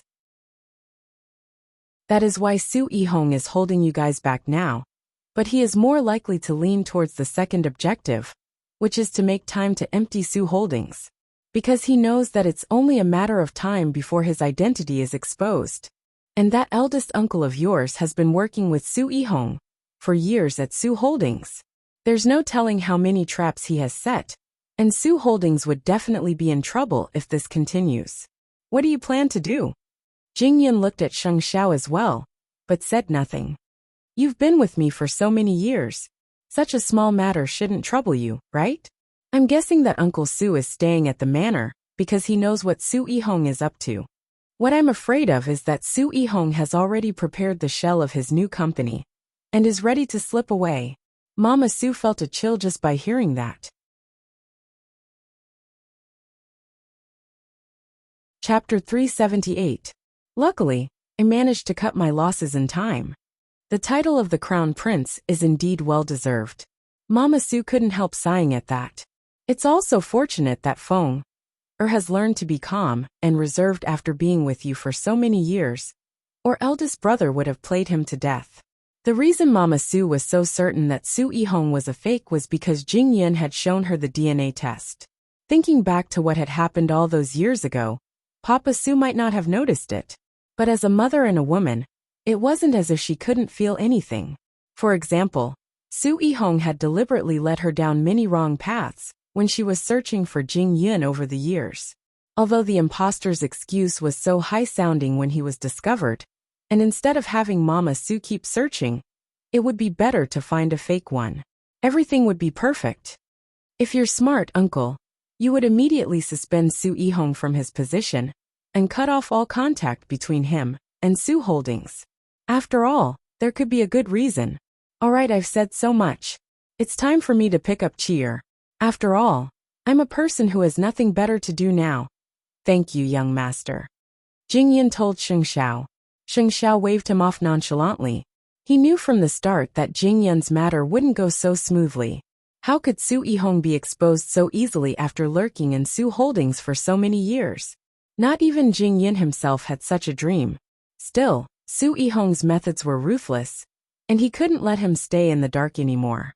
Mu Qiqi couldn't help asking Sheng Xiao when she saw that they were heading to the Shun's residence today. Grandpa, are we going back for dinner? Jing Yun has taken over Jing Ting for the time being. Sheng Xiao replied, and told Mu Qiqi everything that happened to Jing Yun at Su Holdings today. Mu Qiqi couldn't help shuddering when she heard it all. I've been to Su Yihong's class. Sheng Xiao raised his voice dangerously. It was that time when I was waiting for my instructor. I saw that man from afar, and knew that he wasn't simple at all. The dominance and ambition he showed left a deep impression. That's why Jing Yun has met his match. Sheng Xiao chuckled. I can also see what this person has learned after following me for all these years. Both of them returned to the Shin residence, but the smell on Mu Qiqi was unbearable. That was why the first thing Sheng Xiao did was to have Mu Qiqi take a bath in her room. When old Shin saw Sheng Xiao entering the fish pond alone, he knew that his granddaughter must have run into some terrible corpse. My retired comrades often talked to me about you in the past few days. After all, our families have been friends for generations. It's really a pity that things have come to this. Your second brother is in charge of the Sheng family now. Rumor has it that your grandfather has already announced that he is cutting all ties with you and drawing a clear line between them. It's true. Sheng Xiao looked at the calm surface of the water and smiled. I'd be happy to see him nurture a new force. Seeing that he had really let it go, Grandpa Sheng stopped talking about the Sheng family. How's Zhongting going? I'm meeting with the military procurement department tomorrow. Sheng Xiao replied. Let's see if the crown prince can still make it in another line of work. The old man teased Sheng Xiao. You know you have nothing now. You're only able to do whatever you want under the Shen family's protection, because you're basking in Mu Qiqi's light. That's why I say that Qi is my lucky charm. Sheng Xiao did not mind the old man's teasing at all, just as the old man did not really despise Sheng Xiao for having nothing. The kid had talent and means, which was why Grandpa Sheng would keep pestering him. One more thing. Rumor has it that the granddaughter of an old friend would come to the Sheng family in 2 days. Do you know about that? Old friend. It was the young lady of the Gu family whom old Sheng had taken a liking to. Even if he didn't return to Huangyao, Grandpa Gu was still determined to stand on the same side as the Gu family, right? I hope that this matter won't cause any harm to Xiaoqi. In that case, it would be better to know if the young lady whom old Sheng had taken a liking to was for him or second brother. Meanwhile, after Mama Su and the others left the Su residence, Papa Su suspended Su Yihong for the time being just as Sheng Xiao expected. Yihong, I believe you're innocent, but this is a serious matter. I have to get to the bottom of this and clear your name, or you would be criticized no matter how much you do for Su Holdings. Su Yihong naturally pretended to be innocent. Don't worry, Dad. I understand. All right, we'll do a paternity test tomorrow. Be that as it may, Su Yihong was talking to eldest Uncle Su on the phone behind Papa Su's back. Our combined shares are the second largest in the Su family, and I'm holding the latest project at Su Holdings.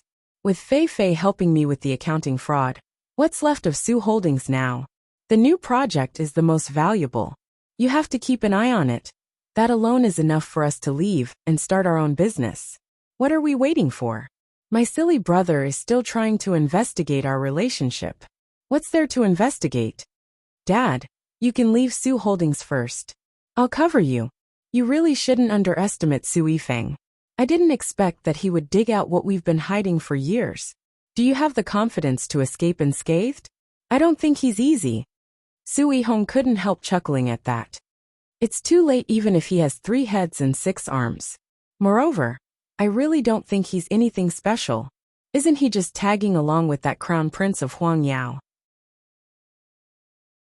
Now that Sheng Xiao has been chased out of the Sheng family, and Huangyao has been shuffled, what does he have to fear?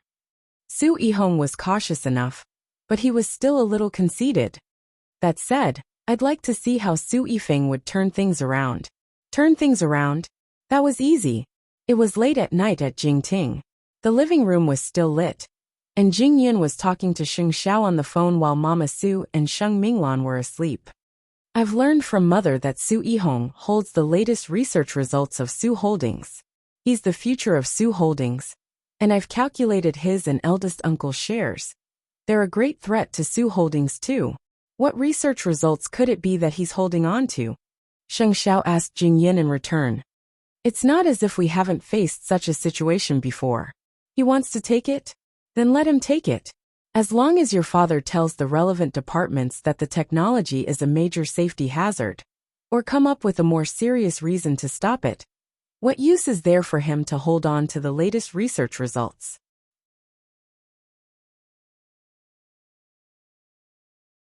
Chapter 379. Having showered, Sheng Zhao's muscular body was revealed as he sat on the sofa in the room, talking to Jing Yin on the phone.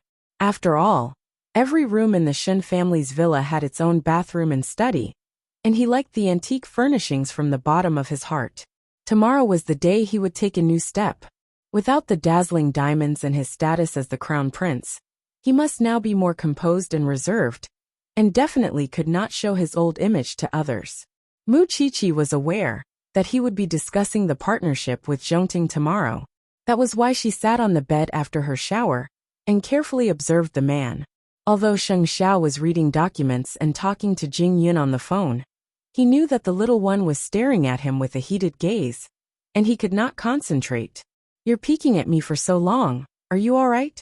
Mu Qiqi smiled as she got off the bed and climbed onto Sheng Zhao's lap. Who asked you to be so handsome?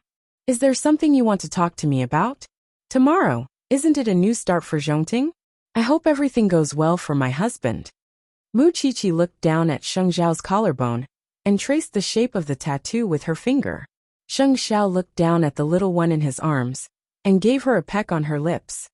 At least you have a conscience. It's not a waste for me to abandon the Diamond Empire. Well, it's getting late. Let's rest. Mu Qiqi started drawing circles on Sheng Zhao's chest. Holding her little hand, Sheng Xiao carried her horizontally and walked towards the bed. In fact, Huang Yu and Mu Qiqi had been gossiping about the Sheng family after dinner, telling her that Miss Gu was coming to visit them. The outside world had many speculations after the two families made such a big fuss. Old Sheng, you've found another backer for Huang Yao. Now that second brother and third sister are not married, second brother is most likely to get married. You don't know second aunt. Mu Qiqi smiled at Huang Yu. Why do you think old Sheng is in such a hurry to call off my engagement with Xiao Xiao?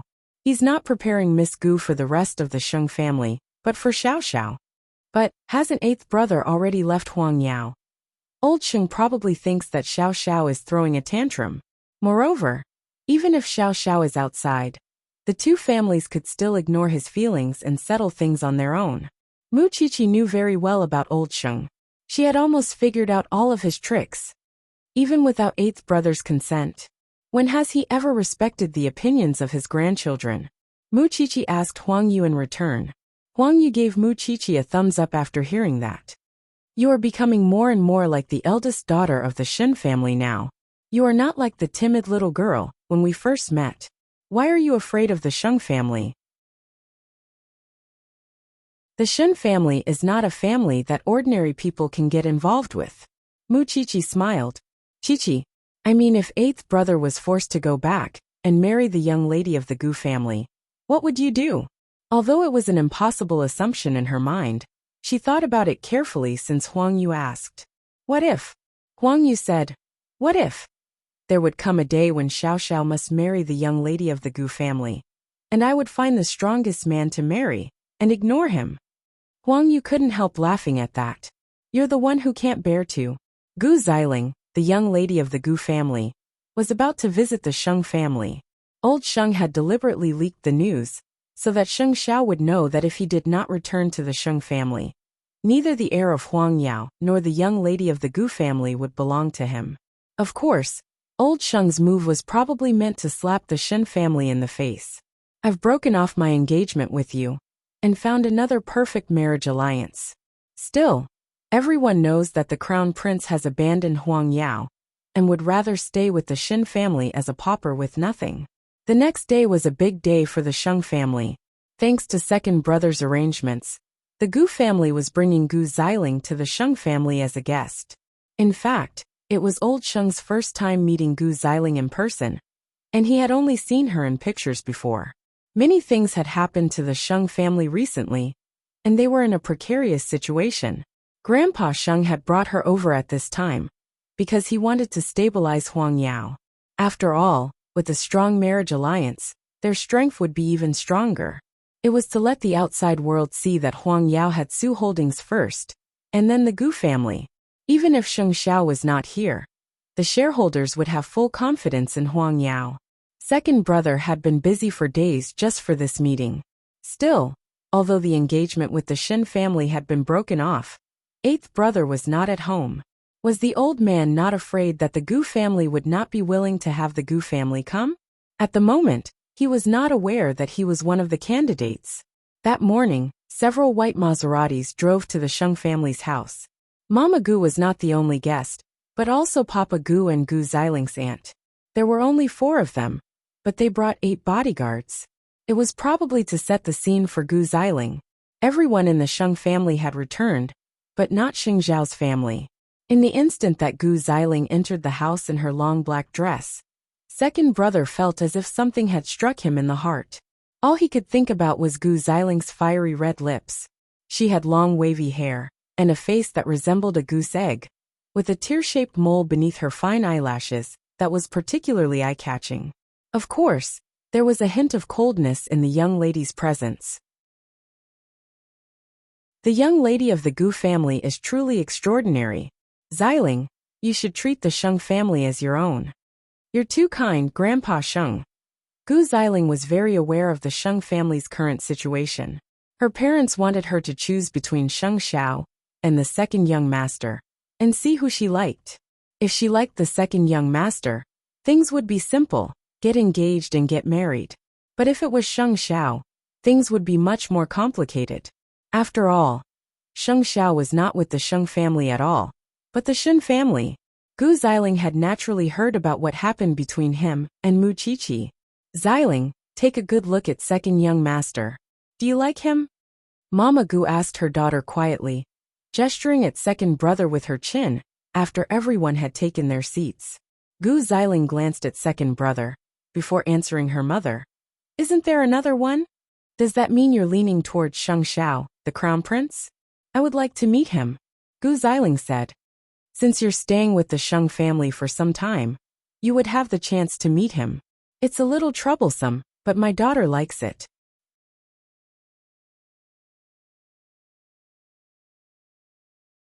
Chapter 380. Second brother, you like Miss Gu, don't you? Sixth brother chuckled when he saw second brother's gaze. Well, it's no wonder. Such an icy beauty with such a temperament would definitely make anyone want to conquer her. Still, it's a shame that grandfather is keeping her for eighth brother. Don't talk nonsense. Second brother warned him.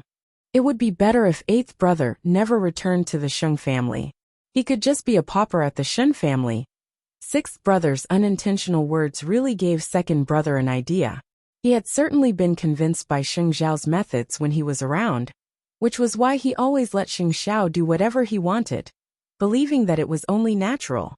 But now that Sheng Xiao did not want anything from the Sheng family, second brother believed that he had the right to compete with eighth brother. I don't have to say it, but I really don't care for Miss Gu's looks and family background. So what if she's the mayor? Don't even think about Miss Gu. Grandfather has plans. Second brother, don't tell me I don't even know this much. I know Miss Gu isn't keeping it for me, but I think you could try to fight for her. Miss Gu would be staying at our house for a while. You could slowly cultivate your feelings.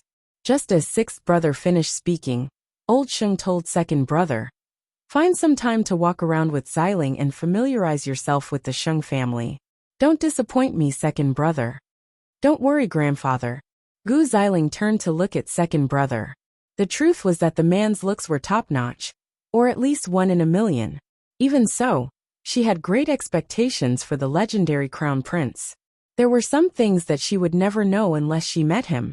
At the moment, Sheng Xiao was wearing a very formal black handmade suit, in a very formal business clubhouse, walking together with a group of people in military uniform. Su Che was beside him, looking no different from a soldier.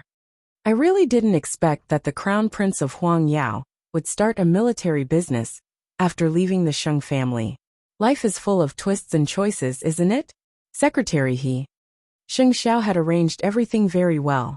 Because of the man's identity, Sheng Xiao had always strived to keep a low profile. That left the man very satisfied. He was already aware of Sheng Xiao's invincibility in the business world, and his great success at such a young age. He certainly had extraordinary skills. Sheng Xiao, I hope that the quality of your products would live up to my trust. Thank you, Secretary He. The quality of military supplies is very important. Nothing is more important than quality. Then, let's have a pleasant cooperation. Just like how it was back at Huang Yao, Sheng Xiao had secured a major contract with Zhongting. Such an outstanding young man. I'll see you off, brother. While old Sheng was plotting how to make Sheng Xiao admit defeat, Sheng Xiao had already successfully negotiated the partnership between Zhongting and the military. Other than his relationship with the Shen family, his personal ability was also an important factor in the other party's choice. Such a person, when he was in Huang Yao, was so sharp, but now that he had changed his profession, he immediately put away his edge. He did not drive a sports car, did not wear bright clothes, and spoke and did things modestly and calmly. This man, his life was very flexible. Brother. Sheng Te's brother Shen. Sheng Xiao and Su Che saw her off safely, and then returned to the Shen family. Chief Sheng, you seem to understand the needs of the army. Su Che had learned another thing about Sheng Xiao today. She had thought that since he was in the diamond business, and had suddenly changed his profession, he would more or less be ignorant of the trade. However, after listening to Sheng Xiao's briefing to Secretary He today, he felt that Sheng Xiao had been in the military before.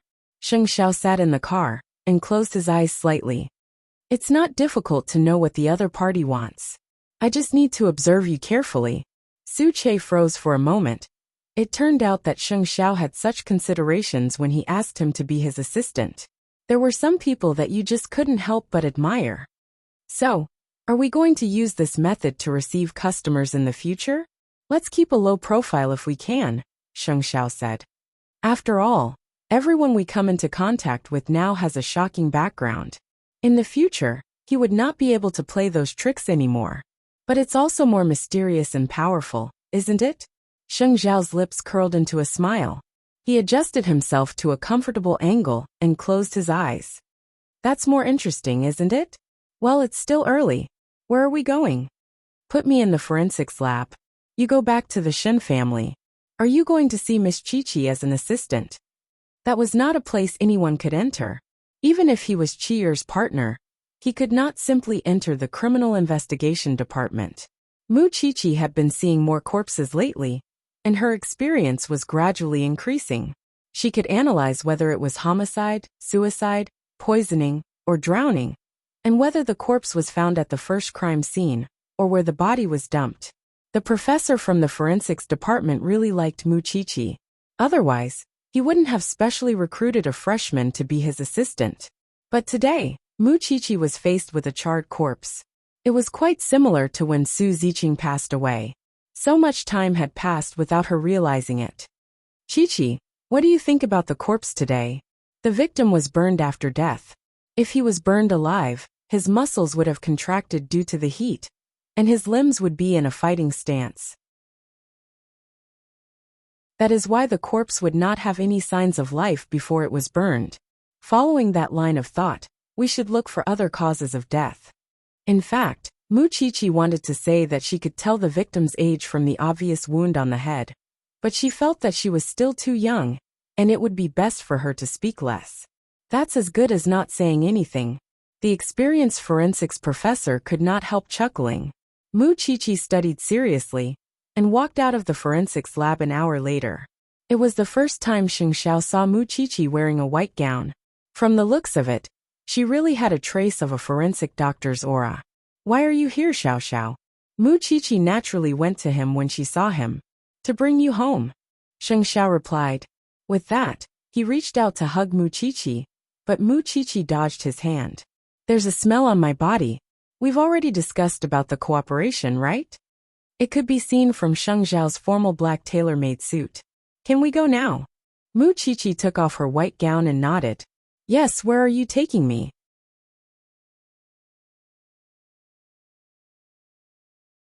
Chapter 381.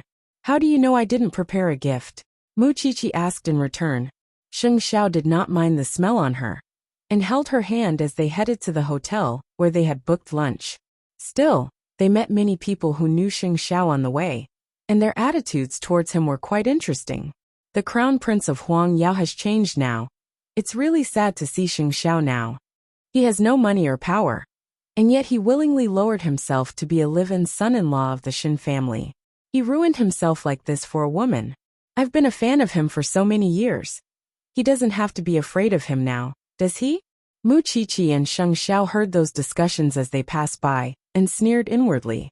Even if Sheng Xiao had really left the Sheng family, a starving camel was still bigger than a horse, and those people would not have the right to point fingers at him. Sheng Xiao, on the other hand, appeared nonchalant. He liked to see those people's reactions. These people really like to kick a man when he's down. Muchichi argued for her man when she took a seat. What's the rush? Sheng Xiao said meaningfully. Why waste your energy on unimportant people and things? Muchichi only looked around at his words, and found herself surrounded by rose bushes. She could not help taking out the tie she had bought for Sheng Xiao from her purse. There were blue stripes on it, a color that Sheng Xiao would not even glance at in the past. But now he chose to keep a low profile. I wanted to give it to you last night, but you weren't wearing anything at the time. Sheng Xiao lifted his chin. Come here and help me tie it. Muchichi rose from her seat and walked to Sheng Xiao, tying his necktie for him like a newbie.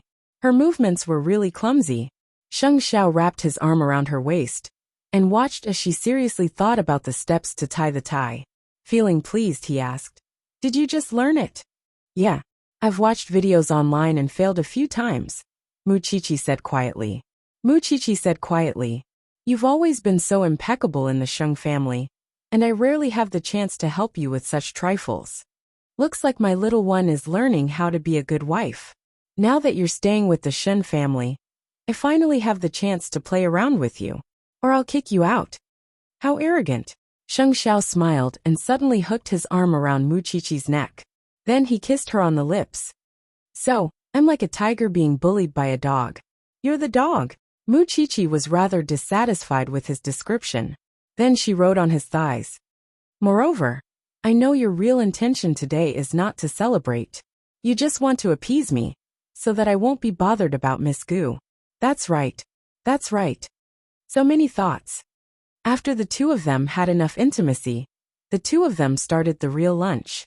In fact, Sheng Xiao had another purpose. Old Sheng had put on such a big show to give him a warning, and Sheng Xiao would certainly return the favor. Grandpa Sheng would be very anxious if he saw him eating out with his little one without their relationship being affected at all. Wouldn't he? Sure enough, When old Sheng learned about it, he slammed the table angrily and stood up. You good for nothing. Can you eat by staying with a woman? The young master of the Sheng family is actually throwing himself at a woman. What a great humiliation to the Sheng family. If not for his ability, the Sheng family would have gotten rid of such an unworthy descendant long ago. Meanwhile, at the Su residence, Su Yihong and Papa Su had gone to the hospital for a paternity test. He appeared unfazed in the face of danger, as if he wasn't worried about the outcome at all. Was his composure really because Jing Yin had wronged him, or was he putting on an act for Papa Su's benefit? Father, I believe that the test would prove my innocence. When the time comes, you would know who is lying between me and Yifeng. I don't want you two brothers to turn against each other, Papa Su said emotionally. Su Yihong interacted with his father as usual. The more nervous he was, the more he reminded himself not to show any flaws. That way, he and eldest Uncle Su would have more time to empty the Su family. Moreover, the core project of the Su family was all under his control. To smoothly seize Su Holdings, he and eldest Uncle Su had even thought of a way to seize management rights. Even if he was temporarily suspended now, it would not affect the progress of their plan. On the other hand, what could Jing Yun do even if he was the third young master of the Su family? Wasn't there nothing they could do about him? Now that news of Su Yihong's suspension had spread, Su Holdings would definitely take sides. Now was the best time to reshuffle the cards. And Jing Yun had no leverage in this war. After learning that the two had gone for a DNA test, Mama Su told Papa Su over the phone, I really didn't think that eldest brother could be so calm. Old Su, I've seen the DNA test between Yifeng and eldest brother, and I believe that Feng is telling the truth. You must be careful. Even if we know, we can't do anything about him without the results. Moreover, he had been lurking in Su Holdings for years, and had made all sorts of preparations. We can't stop him now even if we wanted to. Do you want to talk to Feng? Mama Su asked Papa Su. After all, he has so many years of experience. Give the phone to Feng. Papa Su said. Father, Jing Yun called out calmly after taking the phone. Tell me what you think. Jing Yun said nothing and Papa Su sighed too. Don't worry and speak boldly. I don't know why, but deep down, I'm more willing to believe you. Not only do you want to suspend eldest brother, but eldest uncle too. You're the one in charge of Su Holdings, and you don't need to find any reasonable reason, or just suspending eldest brother would be useless. Secondly, clean up eldest brother's spies in Su Holdings. Think of a way to find out who eldest brother's people are, and think of a way to replace those who are close to eldest brother. Thirdly, stop the core project in eldest brother's hands. You must work with the relevant departments beforehand, and not let it fall into eldest brother's hands, even if it has to be scrapped. Otherwise, Su Holdings would lose even more if he took it away. Before they found me, both father and son had only wanted to seize power in secret. But now that I'm here, they have no choice but to make more moves.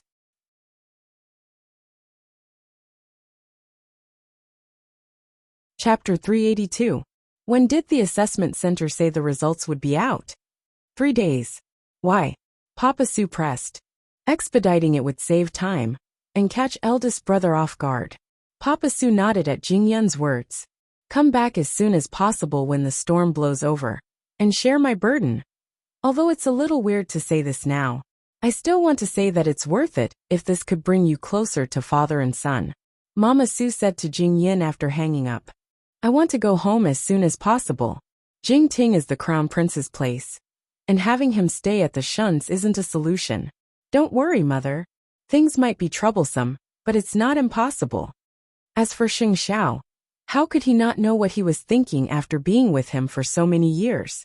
If Xing Xiao stayed at Jingting, old Sheng would definitely send people to harass Mu Qiqi.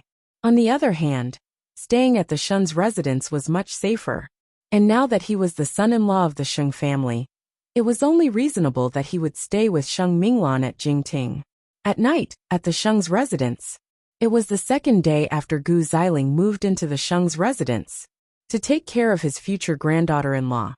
Old Sheng had decorated the best room in the Sheng's residence to look like her own room at the Gu's residence. even instructing the butler to pay attention to Gu Ziling's needs at all times. Gu Ziling quickly got acquainted with everyone in the Sheng family, and naturally learned what kind of existence and role Sheng Xiao had in the family. While second brother was extraordinary, he was ultimately no match for a genius like Sheng Xiao. Still, with Sheng Xiao hiding at the Shun's residence, there was nothing she could do even if she wanted to meet him. Was there not? At night, second brother returned from Huangyao and found Gu Ziling drinking tea alone at the Sheng's golf course. He walked up to her and asked, "Aren't you cold?" Gu Ziling turned and smiled at second brother. "I'm staying at the Sheng's residence, and Grandpa Sheng treats me so well. Why would I feel cold? Grandpa likes you a lot." Second brother sat down beside Gu Ziling. "But eighth brother." "Speaking of which, second brother, I happen to have a favor to ask." "Tell me. I want to meet Sheng Xiao in secret," said Gu Ziling. "I'm really curious about him." Second brother felt a tightness in his chest at that. He is staying with the Shen family now, and the Sheng family doesn't know where he is. He definitely wouldn't come out when we meet. It's Grandpa's birthday in March. By then, eighth brother would have lost all his anger and calmed down completely. When that time comes, we'll let him return to the Sheng family, and you'll be able to see him. It seems that this is the only way. Gu Ziling nodded helplessly. Her request to see her future fiancé seemed to be perfectly justified. Once Gu Ziling was sure that the person she liked was Sheng Xiao, the old man would announce the good news at once, regardless of whether Sheng Xiao agreed or not. Even so, for some reason, second brother was feeling uncomfortable inside. "The weather is still very cold. Go back to your room and rest." "Okay." Gu Ziling nodded. In fact, she had the same plan. It was time to go back to her room. Why was Gu Ziling leaning toward Sheng Xiao? It was simple. She did not need a man who loved her very much. All she wanted was a marriage in name only, and used that to leave the Gu family. That was why second brother was never her choice from the start. Sheng Xiao and Mu Qiqi were now stuck together and passionately in love. It was clear that he did not fancy her, which made him more likely to agree to be a contract couple. Even so, Gu Ziling was overthinking things. Of all her thoughts, the fact that Sheng Xiao and Mu Qiqi were inseparable was the only thing that was right. First of all, Sheng Xiao would never be engaged to her. Second, Mu Qiqi was not a simple person who would let Sheng Xiao rob her just like that. Third, she had underestimated how much Sheng Xiao hated the Sheng family. As for why second brother was not her choice, a woman's intuition was very accurate. She could understand a thing or two from the way second brother looked at her. While he did not like her that much, second brother definitely saw her as an ideal partner. Even so, the last thing she needed in this life was a man's love. She was scared. On the other hand, the grandson of the Sheng family had been staying with the Shen family without a proper reason. Naturally, Old Master Sheng could do many things that would make Old Master Shen lose face, and say things that would hurt Old Master Shen's ears. The two families had been friends for years, but now that things had fallen to such a state, it was a pity and a pity. For example, one of the rumors was that the Shen family could not have a son, and so wanted a grandson for free, or that she was the greatest vixen in all of Jianchuan, seducing men at the age of 18, and causing a rift between her grandson and her family. What was that if not capability? Old Shen was naturally angry at those words, but he could not lash out. After all, Sheng Xiao was staying with the Shen family without a proper reason. Moreover, the engagement between the two families had been annulled, and Sheng Xiao really had no right to stay here. Sensing her grandfather's anger, Mu Qiqi pretended to be obedient. "You're a man of merit, grandfather. Why bother with those people? I feel sorry for you. You're so young, and yet you're being criticized so harshly." "Grandfather."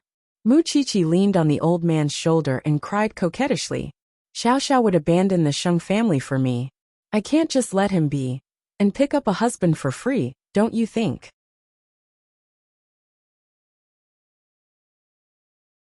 "If you weren't so young, I would have asked you to do it, and I would have picked up a grandson for free. What's wrong with that?" The old man snorted. "I just don't get it. He's already so old. Why does he still have the effort to interfere with the affairs of his grandchildren? What does he not like about the granddaughter of the Shin family? Because I'm disobedient. Muchichi found the root of the problem. Her birth was controversial in the first place, but that was fine since the Shin family's reputation had been restored. Still, she insisted on being a forensic doctor, and did not contribute to Huang Yao at all. That was what old Sheng could not stand. Who is he trying to provoke? By looking for the daughter of the Gu family. He can't even watch over his grandson. He's spreading such nasty rumors just to force Xiaoxiao to show up. You should be magnanimous and forgive the Sheng family. Grandfather and granddaughter were still chatting by the fish pond after nightfall. Sheng Xiao, who had come to catch Muchichi to rest, heard their conversation. He was aware of the shouts from the Sheng family. While it was within his expectations that the Shin family would be dragged into the mess, he could not let the Shin family suffer all the time. That was why Sheng Xiao did not ask Muchichi to return to her room after listening to their conversation. Instead, he turned and left so that the grandfather and granddaughter could have a good talk.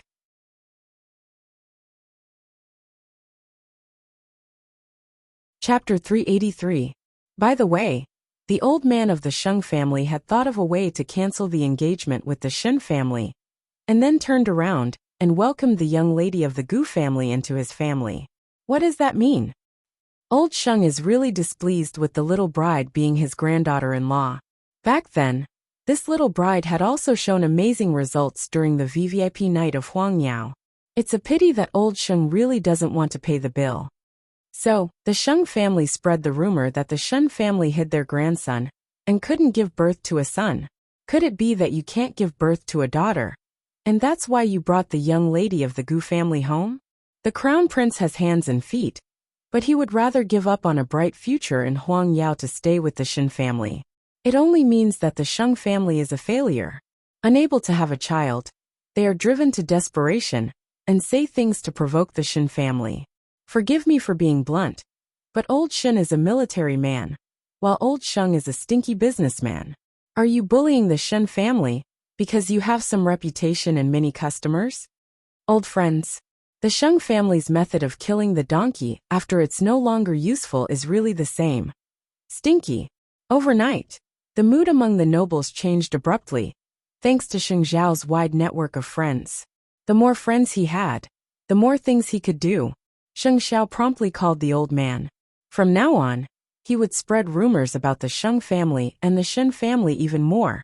Of course, it had to be detrimental to the Sheng family. How could old Sheng sit still after hearing these rumors? He called old Master Shen directly, but unfortunately, old Master Shen had already deleted his contact information. Hence, when he saw the unknown number, he asked in confusion, "Who is this?" Old Sheng's face fell in anger. "It's me." "Oh, it's you. What is it?" Old Shen retorted impatiently. "Old Shen, we've been friends for years. How could you bear to make such a fuss over something so trivial? Moreover, eighth brother is a grandson of the Sheng family. What reason does the Shen family have to stop him from returning home? I don't want to talk nonsense with you. If you want to see eighth brother, go to the Shen family and wait for him. Don't blame me for hiding your grandson. You can't take care of your grandson. It's your incompetence." Grandpa Shen was also angry. "I have already prepared a new wife candidate for eighth brother. I hope that the Shen family will not interfere. How dare you? Don't call me again."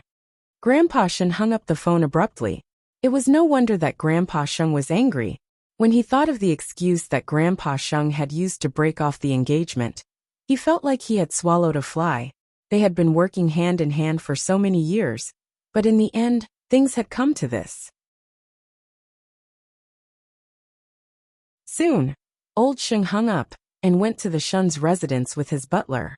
He believed that as long as the Shen family did not encourage or support him, he would have returned home long ago. After all, how could he survive in Jianchuan without Huang Yao in status? "Master, if you do this, it won't work on eighth young master. You know he won't be moved by force or persuasion. Remind me not to be so hot-tempered when I see him. Give him some face and say a few good words." Grandpa Shen was very reluctant. "Got it." Moments later, Sheng Zhao's car drove out of the Shen's residence. It was a very ordinary black Mercedes-Benz. Su Che was the driver, and they found Grandpa Sheng waiting by the door when they got out. Chief Sheng. If Sheng Xiao had not stopped the car on his own, Grandpa Sheng might not have known that the ordinary car was Eighth Brother's. How could that be possible with Eighth Brother's flamboyant personality?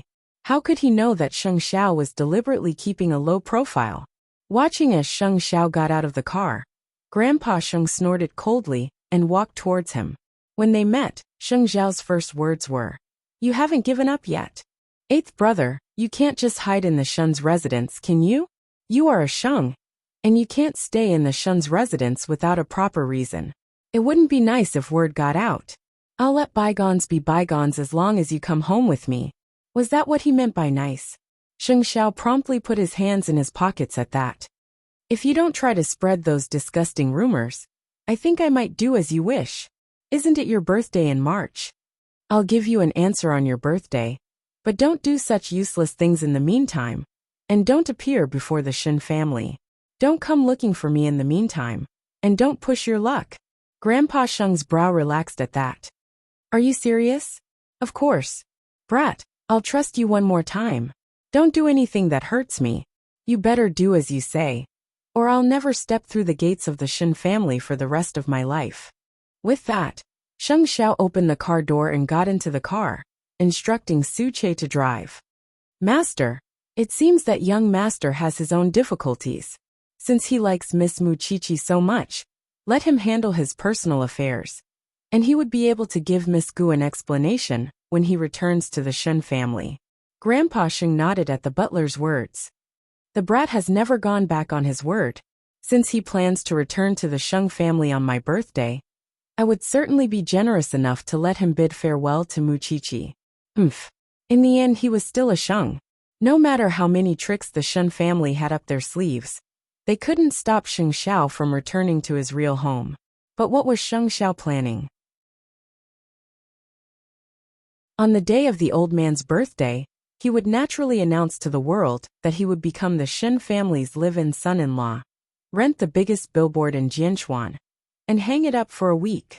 Would old Sheng still not give up then? Right now, he was merely keeping the old man in check, so that he wouldn't hurt the Shen family again. Old Sheng was in a good mood when he returned to the Sheng family. "Curious," sixth brother asked the butler. "What's making you so happy, Grandpa?" "Eighth young master might return on your birthday." The butler appeared excited as well. Sixth brother, however, was not as happy. Was eighth brother really giving up on Muchichi? And what did he take the Sheng family for? A food market? Going out as he pleased, and coming back as he pleased. Hence, sixth brother vented his displeasure in front of second brother. "Eighth brother is so lucky. Leaving aside the fact that you're giving up your position, second brother, the daughter of the Gu family is already prepared for him." Second brother did not feel good about it at that. No matter how resolute Grandpa Sheng was, he knew very well that Grandpa Sheng only had Sheng Xiao as his successor. No matter how hard he tried, it would all be in vain.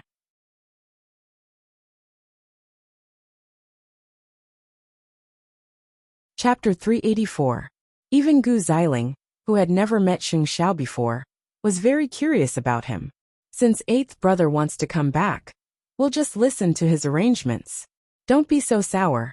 You have to know that eighth brother has more ways to deal with Huang Yao. This is something that all of us must know. What about Miss Gu? He clearly doesn't like her, and now he has a fiancé. Grandfather is being too biased. We all know who eighth brother likes the most, and it's painful enough that he can't be with the person he loves the most. Why do you have to mock him like that? Sixth brother sighed, but he did not keep complaining even if he was dissatisfied. I really hope that eighth brother never comes back to the Sheng family. Second brother said nothing else, and simply kept working diligently. Although there was a seed of complaint in the depths of his heart, it did not sprout. On this day, old Sheng calmed down after getting Sheng Zhao's answer, and stopped bothering the Shen family. Moreover, old Sheng told Gu Xiling about it too, and Gu Xiling would be able to meet Sheng Xiao on his birthday as she wished. Meanwhile, the Shen family was finally at peace. Old Shen was very puzzled as to what Sheng Xiao had done. Sheng Xiao, on the other hand, told the old man that he had to tell his grandfather that he would give him an answer on his birthday. You're definitely not thinking of returning to the Sheng family. Old Shen saw through his trick at once. It's my fault that the Shen family got involved in the first place, and I definitely have to take responsibility. Sheng Xiao answered Old Shen during dinner. I'll tell him on his birthday that I intend to stay with the Shen family for the rest of my life, and that I'm just that stubborn. Are you still not going to make Zhongting public? When Zhongting is on track, and I come into contact with more people, people would eventually know that I have a new identity. Sheng Xiao did not mind being looked at by the outside world, be it humiliation or mockery. Just come at him. Meanwhile, the military would have more faith in Sheng Xiao's ability to endure humiliation for the greater good. Grandpa Shen nodded and raised his eyebrows. That will be a big shock. You have to deal with it properly. Otherwise, your grandfather will put all the blame on the Shen family in the future. I know. Let's go help Jing Yin and fourth sister since we can take a breather now. Mu Qiqi suggested. There are many rumors about the Su family. Everyone in Su Holdings must be panicking now. Sheng Xiao pinched Mu Qiqi's chin and looked at her. Do you think Jing Yin can't clean up this mess?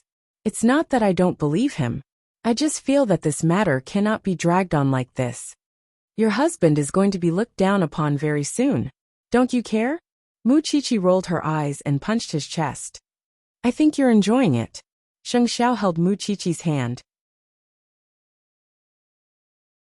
At that moment, Grandpa Shen cleared his throat and reminded them to pay attention to the occasion.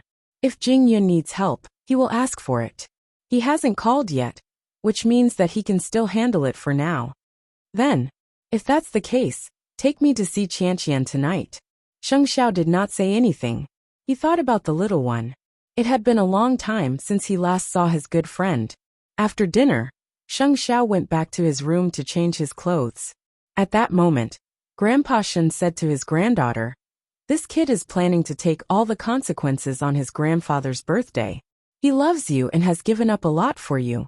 Although I have to nag him a little, I have to say that I have nothing to say about Sheng Xiao's love for you." Sheng Xiao's eyes widened. There are some things that even I might not be able to do. That is why Qiqi happiness belongs to two people. Don't let Sheng Xiao keep sacrificing himself for you. Mu Qiqi couldn't help hugging her grandfather's arm at Grandpa Shen's words. With you supporting him like this, he won't have nothing. I might not be able to help him in business, but I can give him all my love. As long as he doesn't give up on me, I will follow him forever, Grandpa. After hearing this, the old man nodded in relief. It was rare for him to feel such a strong love from his grandchildren in such an impetuous society. Aren't you going out? Hurry up and go. When Mu Qiqi heard that, she stood up and turned around, only to find that Sheng Xiao had changed his clothes and was standing behind them. Of course, Sheng Xiao heard what she said just now. I'll follow you forever. Why can't you say those words of love in front of me? I don't want you to be smug. Mu Qiqi smiled. Come to think of it, it had been some time since Mu Qiqi and Lu Qianqian met, and Lu Qianqian had a lot of things to complain about with Mu Qiqi. The four of them met at a French restaurant, but Mu Qiqi looked at Lu Qianqian in confusion when she saw that Lin Muan was bandaged. Did you do that? Lu Qianqian rolled her eyes and said angrily, I didn't do it. It's his grandfather. He got someone to beat him up. Are you talking about Grandpa Lin? He went back to the police academy and cut ties with his family. He had nowhere to go during the holidays, so I had to take him in. Perhaps his grandfather couldn't get used to seeing me and him together, so. You have a backbone. Mu Qiqi had a whole new level of respect for Lin Muan. The last time they had a big fight with the Lin family over Lu Qianqian's birthday, they were unexpectedly staying together as best friends. What do you plan to do next? He would go back to school when the academy reopens. What reason would he have to hang on to me? Lin Muan listened, but how was he supposed to eat his steak with one hand? Did you come to a French restaurant when you know I can't use my hand? Did you do it on purpose, little pepper?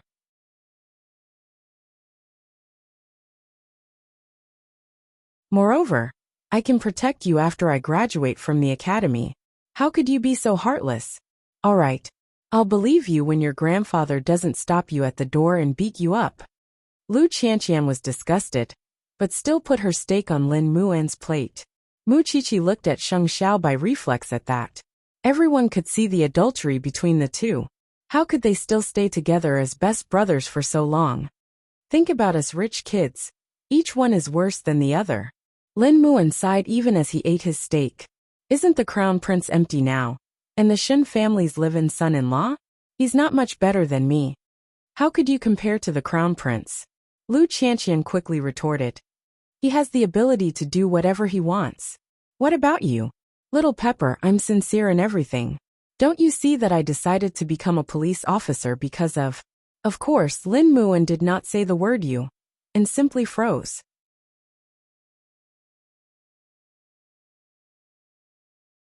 Chapter 385. Watching them bicker at each other was certainly soothing, and all worries were forgotten. Still, old Lin would not let Lin Muan roam free for long. If he really wanted to break free from the Lin family's control, he must learn how to plan now.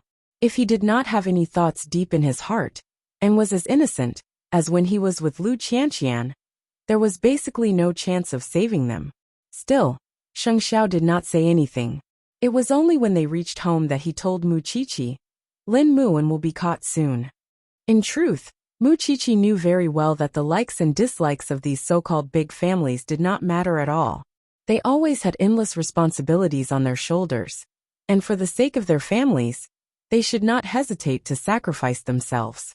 Now it depends on whether Lin Muan is really naive or pretending to be naive. Sheng Xiao's lips curled into a radiant smile. The little one was very transparent, which was something he liked very much. Though young, she was not naive, and would not lose hope even if she knew the ways of the world. Lin Muan had been around old Lin for years. How could he not know what the old man was thinking? That day when he was beaten up by old Lin's men, he knew very well that his grandfather would not care about the relationship between grandfather and grandson when he became ruthless. After all, to old Lin, losing Sheng Xiao was no different from losing a dog in the family. Although the dog did not have as many functions as he did, it was still more obedient than he was. After meeting Sheng Xiao today, Lin Muan also knew that it was time to say goodbye to Lu Qianqian for the time being. Therefore, after dinner, Lin Muan told Lu Qianqian, I've already asked the school leaders to help me apply for a police internship. If there are no accidents, the letter of recommendation will be here tomorrow. Didn't you say that you would be my bodyguard for this month? Lu Qianqian was puzzled. Are you afraid that what happened that day would happen again? Yes, I'm not afraid of getting hurt, but I'm afraid of getting beaten again. Lin Muan laughed. Silly girl, I should find my own things to do after accompanying you for these days. You have to inherit the family business, and I have my own path to walk. Lu Qianqian finally nodded at his words. It's been a quiet new year. It doesn't feel like New Year. Lin Muan smiled as he watched her finish eating. Then he reached out and ruffled her hair. From now on, you don't need to see the Lin family anymore. Let your grandfather beat me to death too. Look at how you, the young master of the Lin clan, are being tortured. This is my own choice. Lin Muan was still the young master from before. He seemed to be so calm and carefree, but only he knew how it felt to have someone he wanted to protect in the depths of his heart. Then, when can we meet again? Without you, my life would be a lot less fun.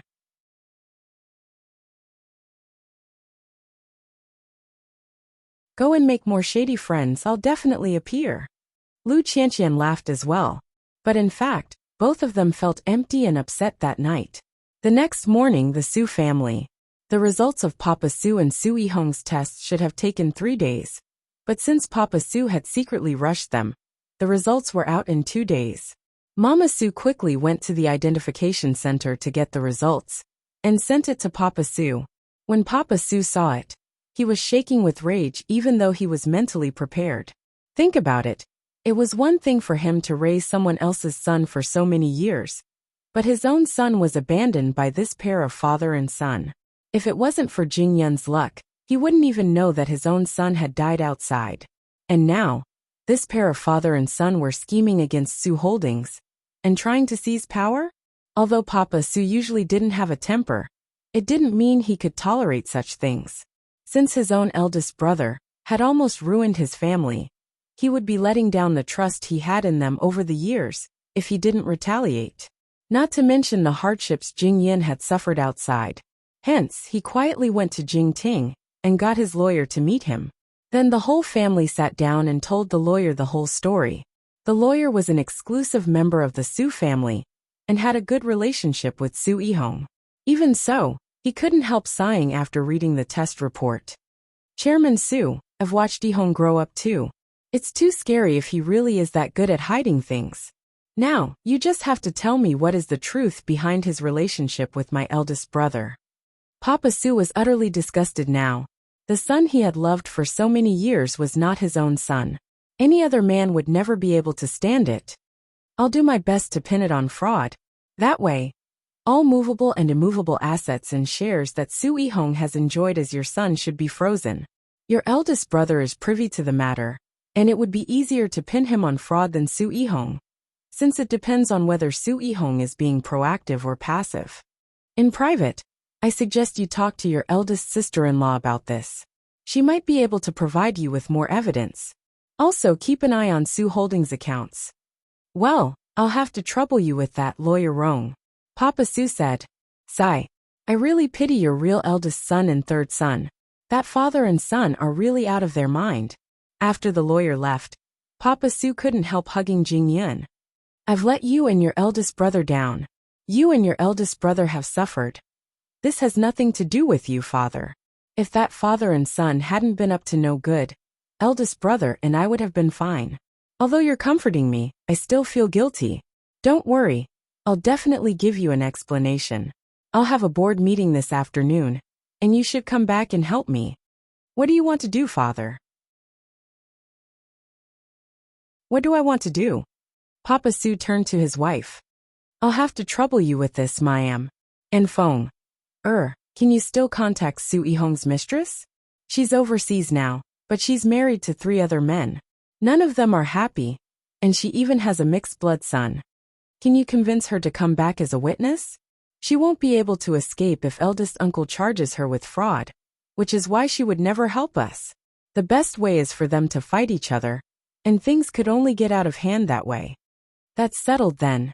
Our family of 3 will act separately, and I'll help you vent your frustrations.